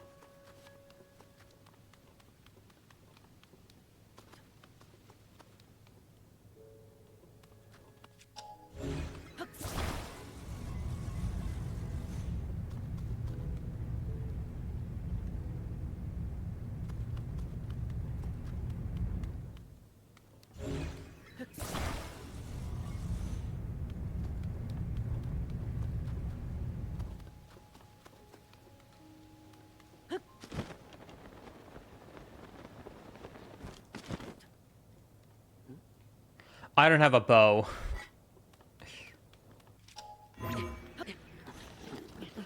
Linkus, how long do you think you're going to be streaming for today? I'm going to be honest with you.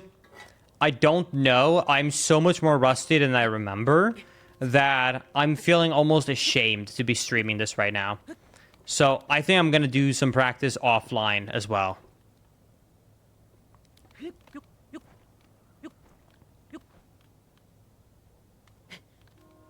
I don't know if I can do the full blackout on stream. I'm ashamed right now, dude.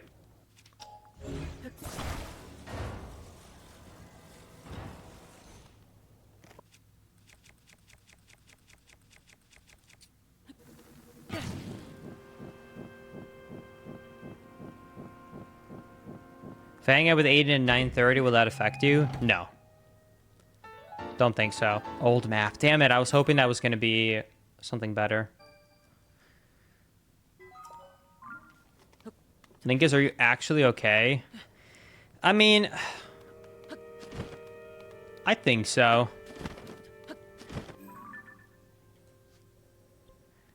I don't know, I've just been very, I've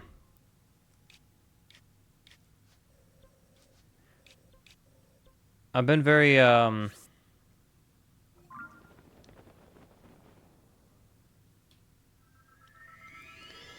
just been sleeping a lot, and I feel very, spaced out all the time, for the past few days and a week. That's why I haven't streamed, but, I mean, I feel okay. It's just that I feel like I'm something's weird, but I mean, I'm okay.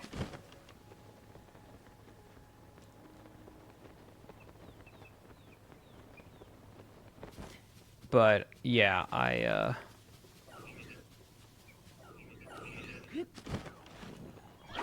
there's a shield.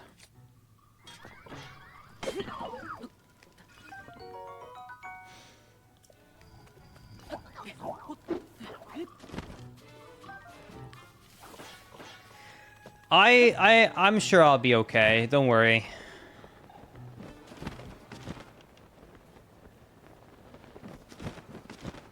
Honestly, I feel fine. I just feel mostly embarrassed or bad because Maisie can back me up in this. Even though I always do this, it's been much worse lately. Maisie will try and talk to me, and I literally don't even realize that she's talking to me. Like, I'm so spaced out that she will say things, she will say things, she will say things, and normally, like, sometimes, obviously, like, you're busy, and, you know, like, you kind of, like, you know, block it out, and then you're like, sorry, what did you say?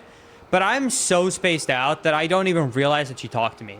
So then I'll just hear, like, dude, why are you ignoring me? And then I'll be like, what, you didn't say anything. Like, and I'm like, what? Huh? That's probably, like, the only thing that stood out to me is, like, what?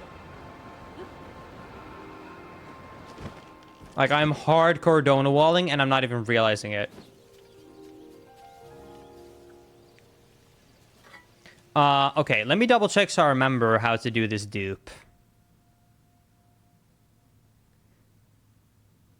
So, I think you should be able to do Zuggle with the same the same way that you do it with the weapons on this version, right?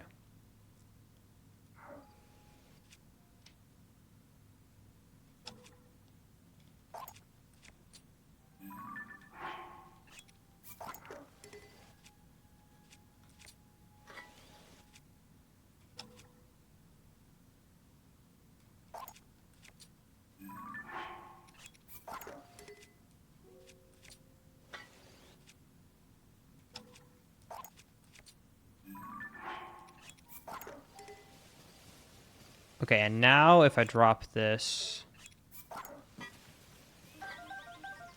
There we go. Now I shouldn't have a problem with my shields anymore. Yo, thank you, Osmos, for the gifty. I appreciate it.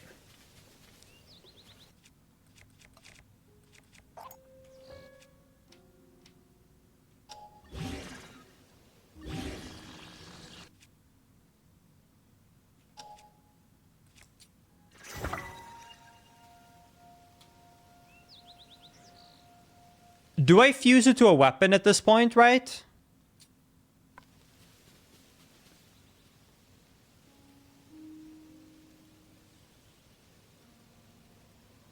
After I've fake fused it to my shield, I just fuse it to my weapon, right? Okay, that's what I thought.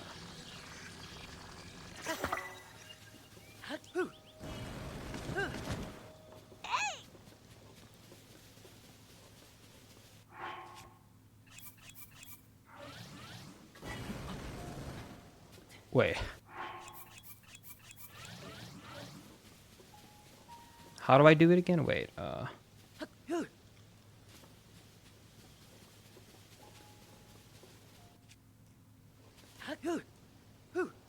Oh, you hold... Is it hold A and then press B? Or is it B-A, B-A, B-A? Oh my god, I feel like...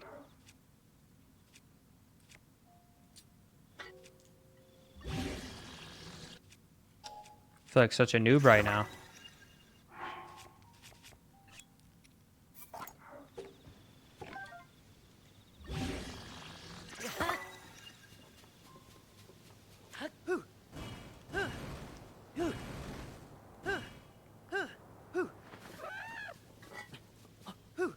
It's A, B, A, B, A, B, A, B. Got it, okay.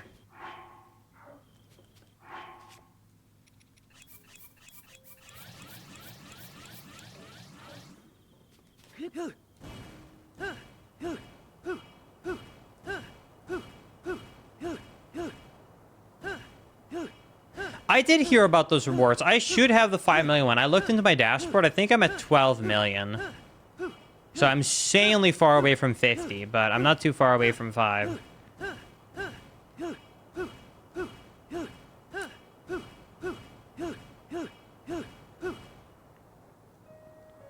Man, that's good.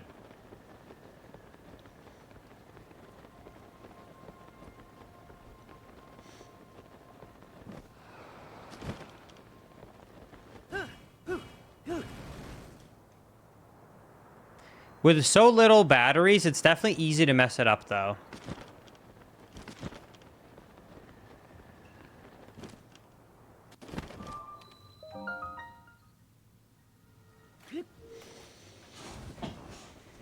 Yeah, the battery does replenish very slowly.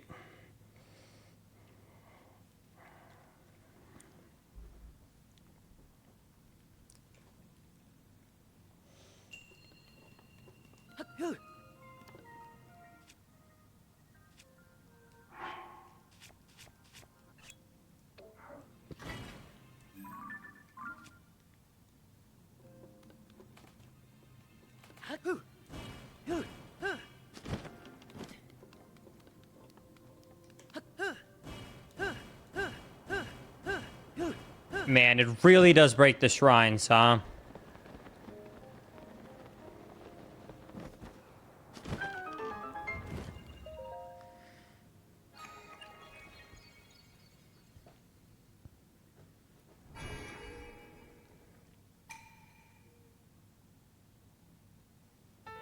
Okay, cool.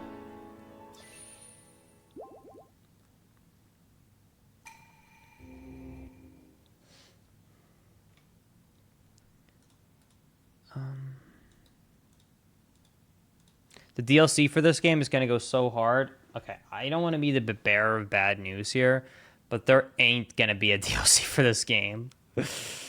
Ain't no way.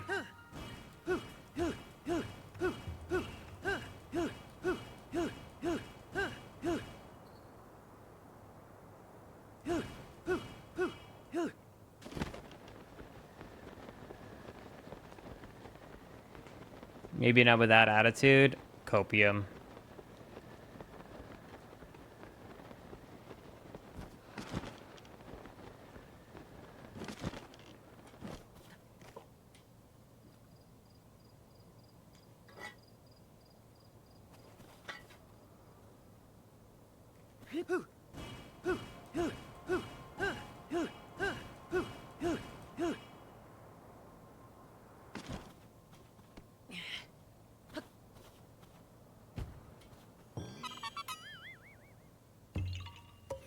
Yeah, ha ha ha! You found me!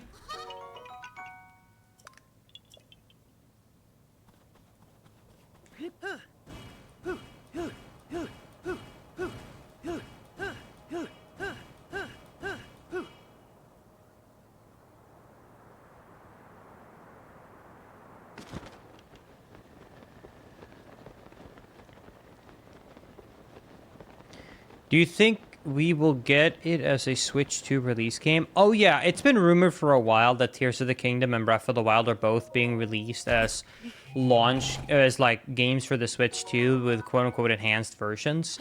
So I think what it's been said is that the Breath of the Wild one is basically going to be Breath of the Wild with the DLCs included, and then Tears of the Kingdom. But the main difference is that they will run just better, right? They'll probably have a higher resolution, like true 1080p instead and stuff like that.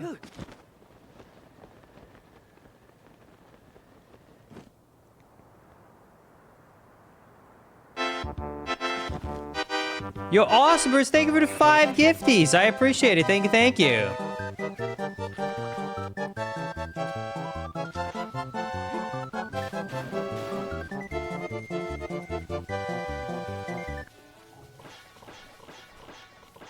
Thank you so much.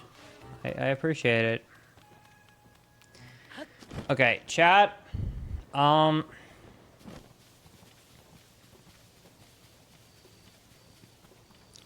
If the loads are faster on the new Switch, speedrunners are going to be pissed.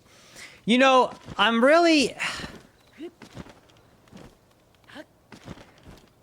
excited for the drama. I'm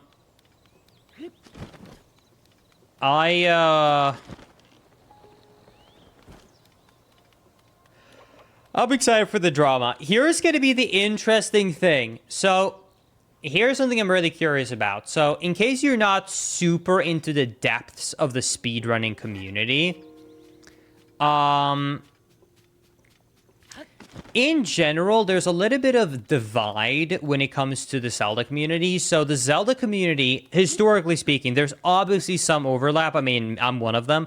But in general, as a broad stroke, there is a divide. There used to basically be 2D Zelda and 3D Zelda. Those used to be two completely separate communities that almost never overlapped in the speedrun community. 2D Zelda and 3D Zelda. But ever since Breath of the Wild came out, it actually got kind of its own community. And with Tears of the Kingdom, it kind of came together with Breath of the Wild.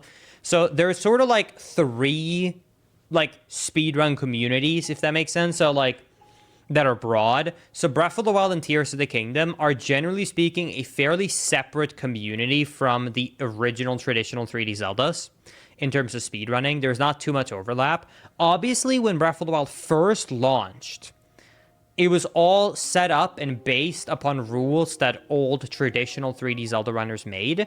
But as time went on and they went back to traditional 3D Zelda games to speedrun, a lot of people who picked up the game and has been sticking around are people who kind of love the Zelda franchise for the newer open world type of games and don't really maneuver too much with the old ones.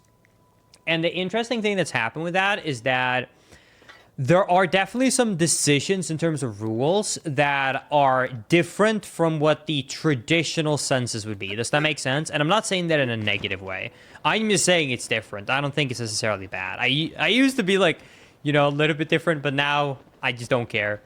But anyway, so like, that being said, historically, how it's always worked is that the community does not like divide or 1,000 categories.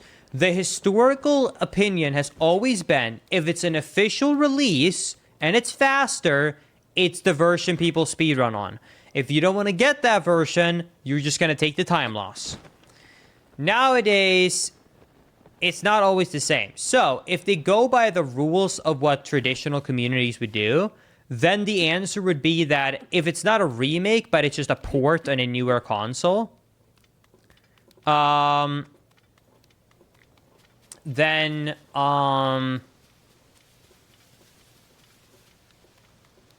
it would just be that if it's faster, but it's the same game, that's what they would go with, right?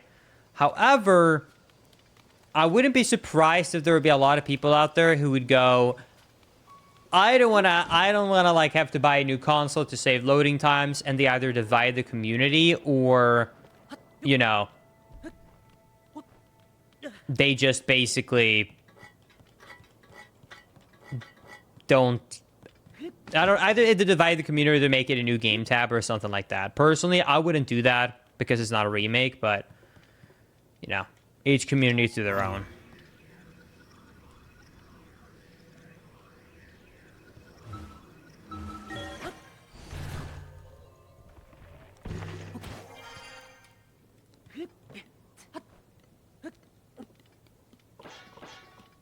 But yeah, I think the only times where I am against, and I think almost everyone in chat would agree with me on this, the only times that I am actually against making a separate, I've been against not making a separate category, is when the version to speedrun is so obscure that it's terrible. So I'll give you an example. I think that when Virtual Console came out for Ocarina of Time and it was on the Wii, and it's just a better version to play on and it's faster, you should just speedrun on that version, right? And it should not be split up. However, there was a period of time where the IQ player was faster than the Wii Virtual Console version. That's the only time I thought that I think that the community should have split it up. It didn't matter because they ended up finding new glitches. But if you wonder what the IQ is, The IQ was basically a special console that Nintendo released to get around the video game ban that existed in China. So at the time, there was a video game home console ban in China. So the way that Nintendo got around it was really clever and stupid. They basically took the Nintendo 64 controller and then they made it thicker and they put the console inside of the controller. I'm not kidding. I'll tell you a picture. So it's literally an N64 controller that is really thick and heavy. So it has the console and the controller all in one. But that made it so that it actually basically circumvented the law of a home video game console, and it was legally allowed to be sold in Japan. Or sorry, in China, not Japan, China. It was allowed to be sold in China. And they released a few games to it. I think like 10 or 15 Nintendo 64 games. So, with that being said, because it was released years after the N64 came out, it actually had better hardware. So it was faster to speedrun on. Now, this was, and I tried this console at a GDQ, and I'm telling you, this was something that I am so happy that it ended up becoming obsolete because it was so bad. So let me tell you some fun facts about this IQ player. So, the first fun part about speedrunning with this controller is that because the console is inside of the controller, it gets really hot. So your hands are so sweaty. So not only is it incredibly thick and uncomfortable to hold, but the console gets so hot inside of this tiny controller shell that your hands are like sweating balls. Secondly, the buttons feel like crunchy, like bad third-party buttons. I mean, just look at that A and B button. It looks straight up like a GameStop $50, like $5 controller. Then, it doesn't stop there. Are you ready to hear this bullshit? The company that released this in partnership with Nintendo, IQ, they messed up the notches. So the down a notch is not actually properly down. It's slightly down to the right. And the up notch is also not aligned. Meaning that in Ocarina of Time, to actually backwalk, you have to hold like slightly out of the notch. I literally remember at DreamHack, Joe Stone at the time had the world record. He brought his IQ and he said, he literally gave me the controller and I said, oh my God, that's heavy and so warm. And he said, do me a favor and backwalk. Remember, I used to speedrun Ocarina of Time. It's literally just hold down, right? But I did it and Link was walking down to the side. And I was like, what the hell? You literally had to force yourself to get the muscle memory to hold off the notch because the notches were misaligned. So it was a thick controller that easily broke, that was uncomfortable, with stiff buttons that got warm, that had a misaligned analog stick. But it was officially licensed by Nintendo, so it was allowed for speedrunning. That is the only time that I have ever said I think this shouldn't be on the leaderboard. So that being said, I think if it's an officially licensed released product, it should be the category that's used. It should just be the default one because the goal of speedrunning is to go as fast as possible. I think it's crazy to have a faster version and you just go, no, I want to play the slow one that's laggy. That being said, I do think that there's a very fair argument for if it's a very extremely hard to get version of the game that is so obscure and stupid that no one can get it. So it's like an insane advantage and it's almost impossible to get. So what do I mean by all of this? This is what I'm basically saying, okay? If Breath of the Wild comes out on the Switch 2, which basically every single Nintendo fan will buy at some point, maybe not at launch, but at some point, I think it's fair game to say if it's just a port that runs better, smoother, doesn't have the loading times, you should be able to speedrun it on the main leaderboard. It's literally Breath of the Wild, and it's as fast as possible, right? However, if they were to release a crazy limited edition, 100 of them, something like that, you know, like Game & Watch Breath of the Wild edition, you know what I mean? That costs like $2,000 because it's so hard to get. then yeah, absolutely, it should not be it should not be able to be default.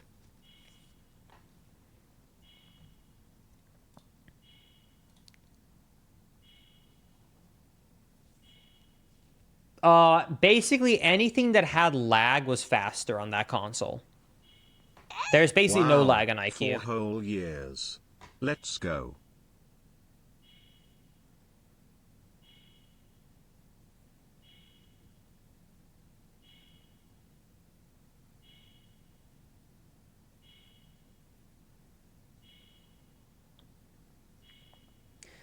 What if it's like 3D All-Stars? Okay, I actually will die on this hill. 3D All-Stars should be part of main leaderboards. Anyone who said it's a limited edition release does not understand how Nintendo works when it comes to producing video games. The only thing that was limited edition about that was the fact that it was on the eShop. They did the same production number as they do on normal video games. It is literally the exact same production number. I promise you right now. I will tell you, if any people out here are normies, I promise you, you probably within the last 6 months can still find All-Stars copies in a local Target or Walmart. I still see them on some shelves. And I promise you, if I go on eBay right now, Super Mario 3D All-Stars. I promise you, I can buy one for retail at like brand new. Here's a sealed copy for $60. Exactly what it was released for. Like immediately. Like, they produced so many that like people think that they was going to be this crazy thing, but 3D All-Stars were produced in the exact same quantity. Usually how Nintendo works when it comes to the production of their video games is that they produce a few million and then they don't produce anymore. And then if the game completely sells out, they might do a second or a third if it's a super popular game production run. But they don't just keep producing the video games 24/7. They do a massive production run and then let the stock sell out and maybe then make more. So when it comes to like All-Stars, they made the normal many millions of copies of production run like any other game. So it is not more rare than any other game. So the only... But it's only usually like, it was only artificially limited with the digital release. Now, don't get me wrong. Am I out here to defend Nintendo in saying that they should have made that a limited edition digital release? No. All right, F Nintendo. Okay, I'm sorry, but that's shitty. They should not have limited that to be a limited time release. It's stupid. It was stupid to make it a limited time release on the eShop. I agree with everyone who says that. But for people who say that like, oh, it can't be a main speedrun because it's so hard to get, I think that is very, very like false and untrue. Compared to many older games, I'm telling you this, based upon how many more production copies are made for the Nintendo Switch because it's so well selling, Nintendo probably produced more copies of 3D All-Stars than many popular like games out on the GameCube. The GameCube sold so poorly, sad, very sad, but still, the GameCube sold so poorly, I promise you, that it is harder to find a standard release GameCube game for most games than it is to find 3D All-Stars. Hold on, let me see if I can find this. Hold on.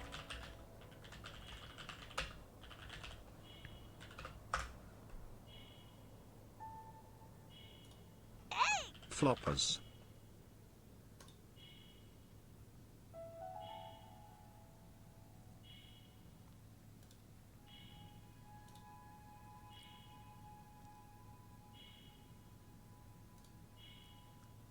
Okay, so Super Mario 3D All-Stars sold 9 million copies worldwide.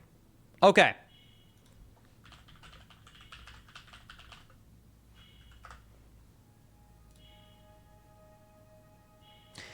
Now, I want to show you something. If you think that this game is limited, I want to show you something.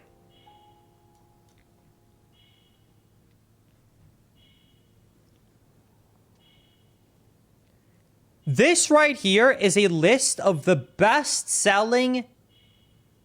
This is a list of the best-selling Nintendo GameCube games of all time. The number one best-selling GameCube game was Super Smash Bros. Melee at 7 million copies. The best-selling GameCube game sold less physical copies than Super Mario 3D All-Stars. There are more Super Mario 3D All-Stars copies than were ever released of Smash Bros. Melee, Double Dash, Sunshine, Wind Waker, Luigi's Mansion, Prime, Animal Crossing, Mario Party 4, etc. If you ask anyone, is Wind Waker a rare game? Is Sunshine a rare game? Is Double Dash a rare game? Is Melee a rare game? No one is going to tell you. These are worldwide sales, yes. And no one is going to tell you that these are rare.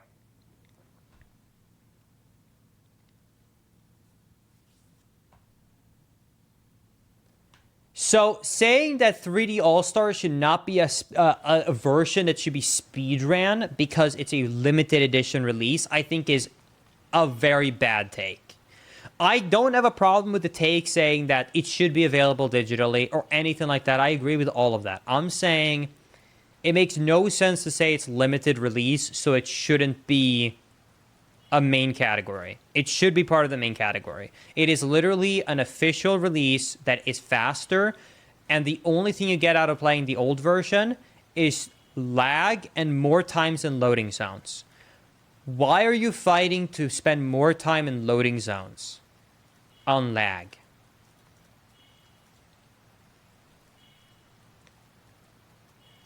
Yo, thank you for stopping by, Xanon. I hope you have a good night of sleep.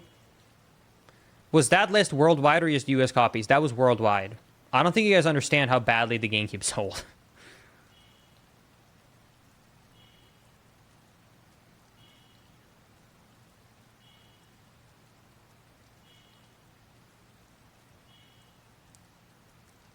And also, not to stir the pot when it comes to, you know, drama, but I gotta say one more thing, okay? Just throwing this out there. I don't want to start a fire, and I was also gonna say before I'm about to tell my take that I'm not invested enough to where I'm not saying they should change this. Okay, I'm also not trying to say to go after anyone in this community. I'm going to make that very clear. Okay, I'm just stating my opinion here. But here's just something that I always think is really funny. Hear me out. So,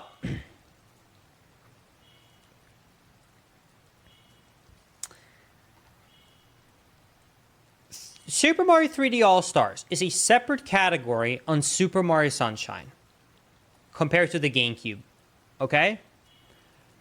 And the only difference, really, is lag and loading times, right?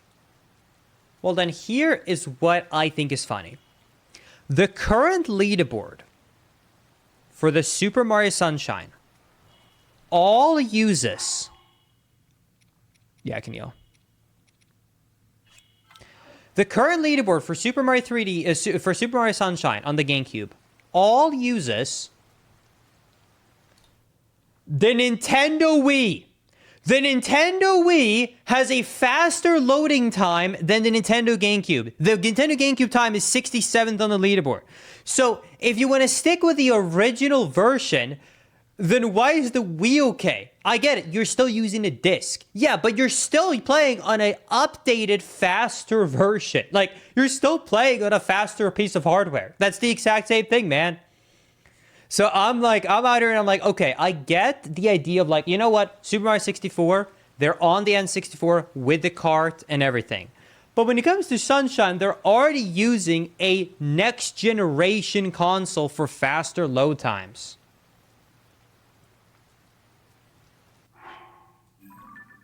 The only difference is one uses the disc and one uses a cart.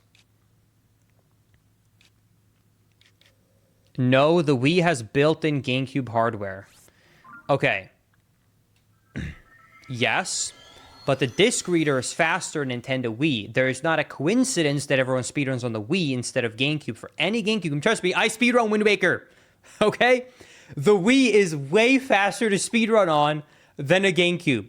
No one wants to speedrun GameCube because you're losing way more time and load times. The hardware might be the same, but the hardware is not the limiting factor for loading games. It's the disk drive that's really slow.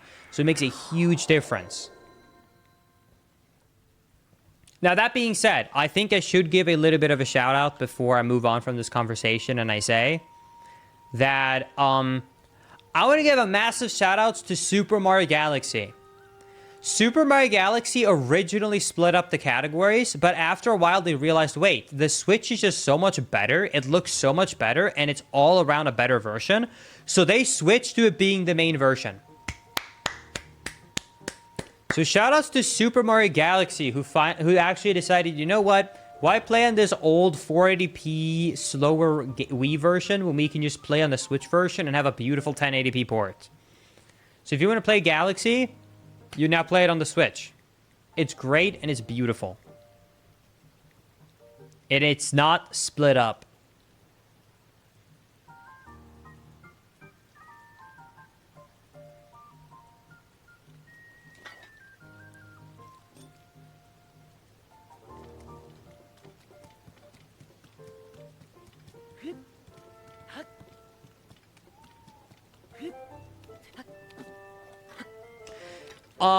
If I'm not mistaken, I'm pretty sure that all speedrunners of Galaxy still uses motion controls, because even though they give you buttons to use motion controls, if I remember correctly, someone please correct me if I'm wrong, but there are benefits to using motion controls similarly to Odyssey, where even if you can use a button for it, motion controls have some benefits. Like, I think, for example, there's a difference in between a left Joy-Con motion control and a right Joy-Con motion control, while the button just does a generic one with the right. So I think they still use motion controls, but you can do a hybrid of both, where sometimes you use the button and sometimes you use motion controls.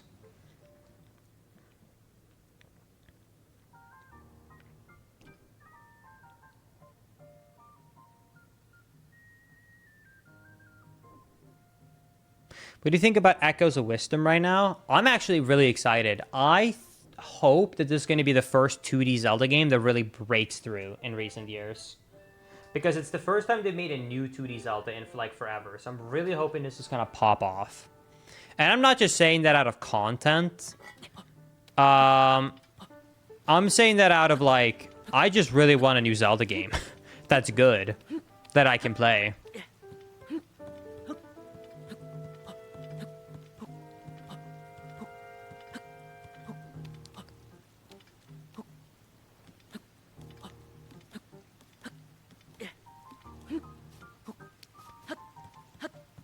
Yeah, if I'm not mistaken, Silpha, I think the reason why, if I remember correctly, the reason why Super Mario Galaxy is so much better than the other two games on the 3D All-Stars version is that they already had ported Super Mario Galaxy to the NVIDIA Shield in China, if I remember correctly.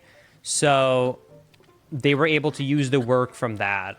If I remember correctly, I could be wrong, but I think they had already worked on it for that. Thank you, Meow, for the Prime Gaming 11-month resub. I appreciate it.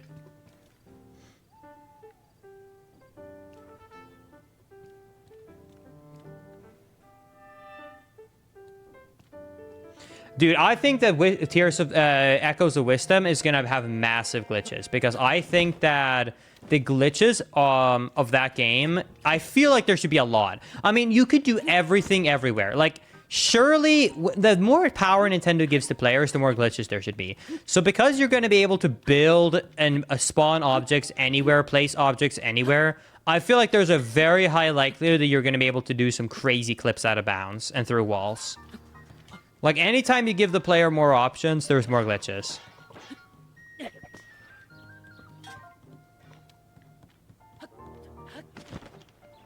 I have not looked into the Echoes of Wisdom theories and analysis now.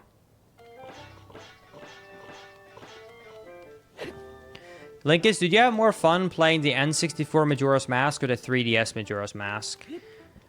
3DS for sure. Like...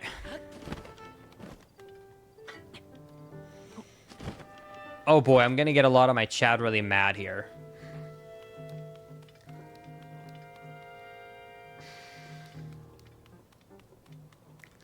Okay, people have a bad opinion when it comes to the remake of Majora's Mask. Okay, so here's the thing. When you ask someone what makes Majora's Mask so good, what almost everyone tells you is the side quests. If you ask anyone who's a big fan of Majora's Mask, they just tell you the side quests are so good. The side quests are so good. The world is so good. The side quests are so good, right? I'm sure people in chat right now can like nod us with me. Almost everyone says the same thing, which is that it's not the dungeons. You know, there's only 4 that make specifically Majora's Mask so good. It's the side quests. It's all the interaction with the NPCs and the quests you can do with that and the unlockables, etc. Now, when it comes to Majora's Mask 3D, if you look at basically what people have problems with, these are like there's basically 3 things that people generally speaking have a problem with Majora's Mask 3D. 1 is that they changed the bosses. 2 is that Zora swimming is a bit worse. And 3 is jumping in the water with the DQ is kind of weird. Now, here's where I feel like I don't understand how anyone can say that the N64 version is better. I agree with all of those sentiments, okay? However,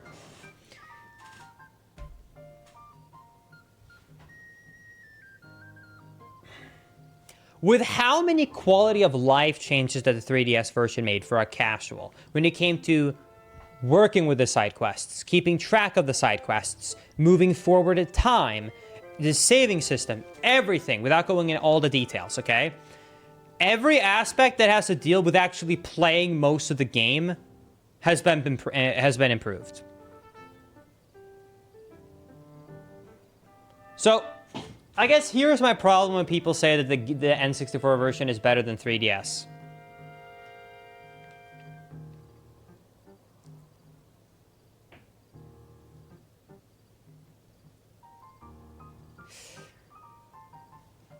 If you take how many minutes you spend on those bosses and you think they're worse, you might have made 15 to 20 minutes of gameplay worse.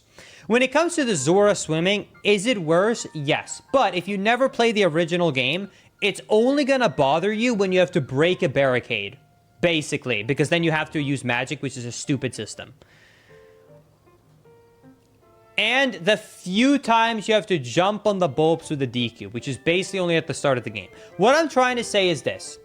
If someone plays Majora's Mask for, let's say, 20 to 30 hours, the worse implementations will basically worsen your experience for less than an hour to 2 hours, while the entire rest of the experience is going to be heavily improved. Every single thing you have to do when it comes to exploration and side quests have been improved on the 3DS version. So even though, yes, there are some things that are worse, they're not as bad. How do I put it? If you had to put a ranking on it, does that make sense? If you had to put a ranking on how much worse overall the game becomes with the things that they made worse, and then you have to put a ranking on what the things did to make the game better with the improvements, I don't think it ends up being in the negatives. I think it still ends up at a positive value. I think the reason why a lot of people say that the 3DS version sucks is because they play the original version, they don't like change, and they already know a lot about the side quests, and they already know how to deal with the time system, and they already know how to deal with the buggy, weird, rushed shenanigans, so it doesn't bother them. So they're not looking out of it in a casual perspective, they're looking at it as a replay perspective, as someone who's already played the game. Like, yeah, you know, it might remove 3 points negative because of the Sora and the bosses. But it easily added a 5, a 6, a 7 in terms of improvements on the other stuff. So it still overall comes out ahead.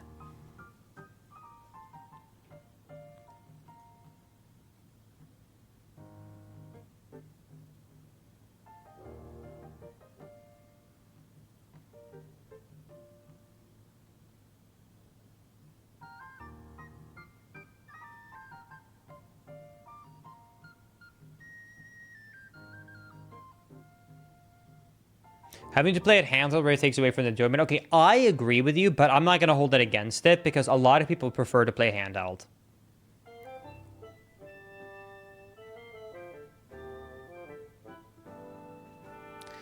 The Zora swimming was goated, and then they killed it without good reason. Okay, I'm about to say something that's going to piss a lot of people off.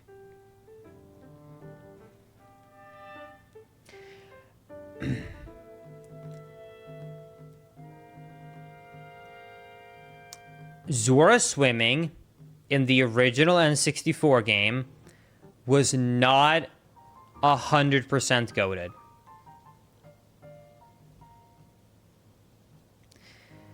Now, that being said, let me tell you what they should have done Lucas, hey. in the 3DS version. I'm going to be honest, and I'm sorry, this is a true fact, and you are forgetting about casuals if you don't want to embrace this.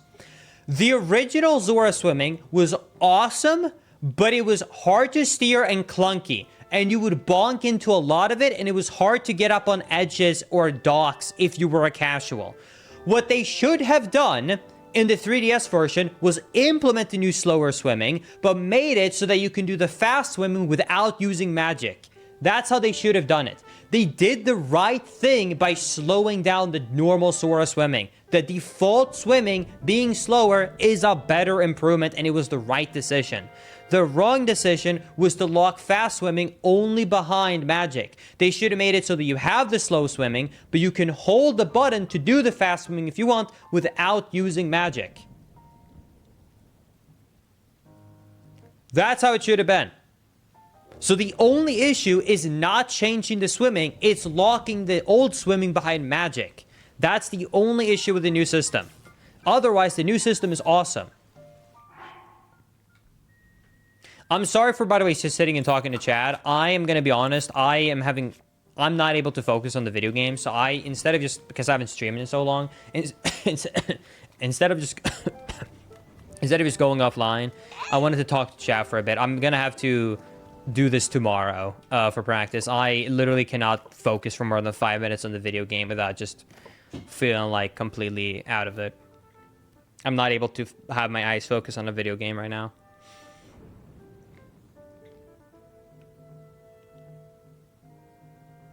Thank you, Hot Springs, for the 33 months. I appreciate it.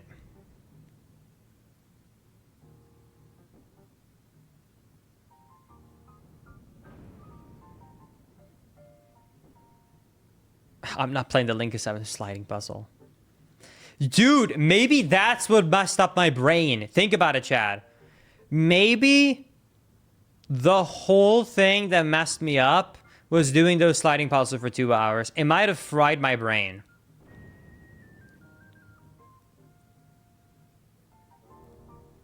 Now when I think about the timeline, what if we didn't actually get sick? Which I did, but what if it wasn't the sickness that caused my brain fog? What if my brain actually melted?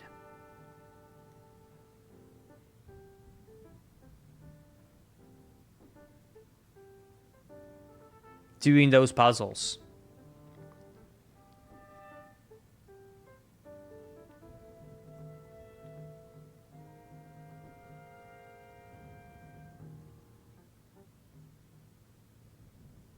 David explained the Zora swimming take. Chat.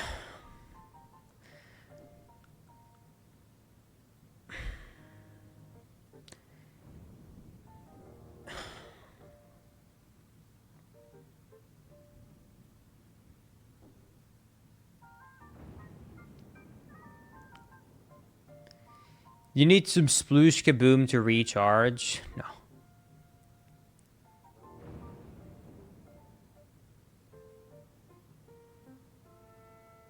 I have been avoiding Echoes of Wisdom spoilers. I haven't even seen the trailer that they released, the most recent one. I watched the original one, obviously, like 3 months ago. But the one that dropped like 2-3 weeks ago, I actually didn't watch it because I just want to be surprised when I play the game casually in a month from now, I think. Yeah.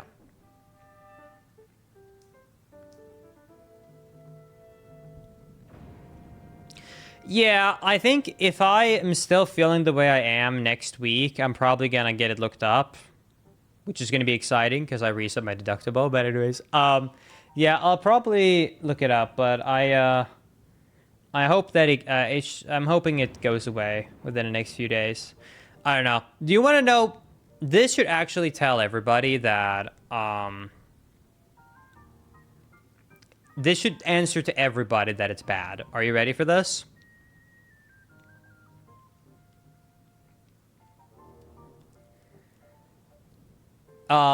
This is the first time that I have played a video game in a week.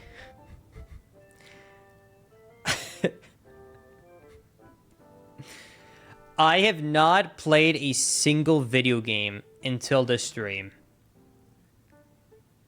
Not only that, this is the first time I've sat down on my computer this week. Okay, that's not true. I sat down for 2 hours 2 days ago to record an ad. And that's it. Outside of recording one singular ad, I have not used my computer in a week. I have literally just not felt good enough to where I have just spent every minute either in bed or on the couch. Like normally if I don't stream, it's laziness, but I just play video games on my setup, right? But I just have not played any video games. I've completely done nothing. So, yeah. So that's what I know is bad. If I'm not sitting and playing video games, something's up, dude. Something's up.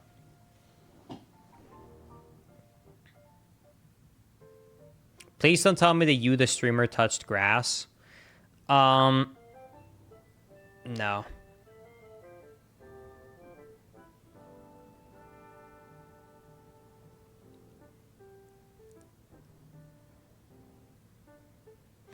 Maybe it's the change of diet, Linkus. I don't think so. I thought it would be the change of diet, my strict diet that did it. So I actually wanted to know if it was that by upping my calories temporarily for 2 days in a row to see if there was any difference, and there wasn't. But anyways. But yeah, either way, like I said, I wouldn't worry. Things have been getting better. Like, I'm not as tired as I was a few days ago, so things are looking up. Either way. So, yeah. Hopefully tomorrow I'll be able to actually play the game.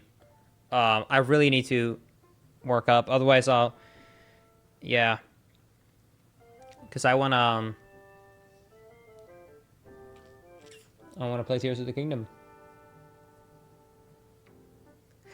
Either way, chat, I'll be back tomorrow, I think. And hopefully I'll be able to actually complete a bingo for practice. Sorry for the... you know what? I'm not going to apologize. Thank you for the talk. I had a good rant. It was a good time. I always love ranting about speedrunning stuff. So, it was a good time. It was... Even though I didn't play any barely played any video games, it was my favorite type of stream, which is ranting and making chat mad at my great takes. So... Hope you guys enjoyed. Anyways, I'll be back tomorrow. I'm going to try and go live earlier, which I should be able to. And hopefully everything will go well. And hopefully I can, like, stay focused on, you know, playing a game. Anyways, thank you guys for watching. I'm going to go and... I'm going to go and do nothing. I'm going to go and do nothing. So thank you guys for watching. Later, everybody. Bye-bye. I'll see you tomorrow.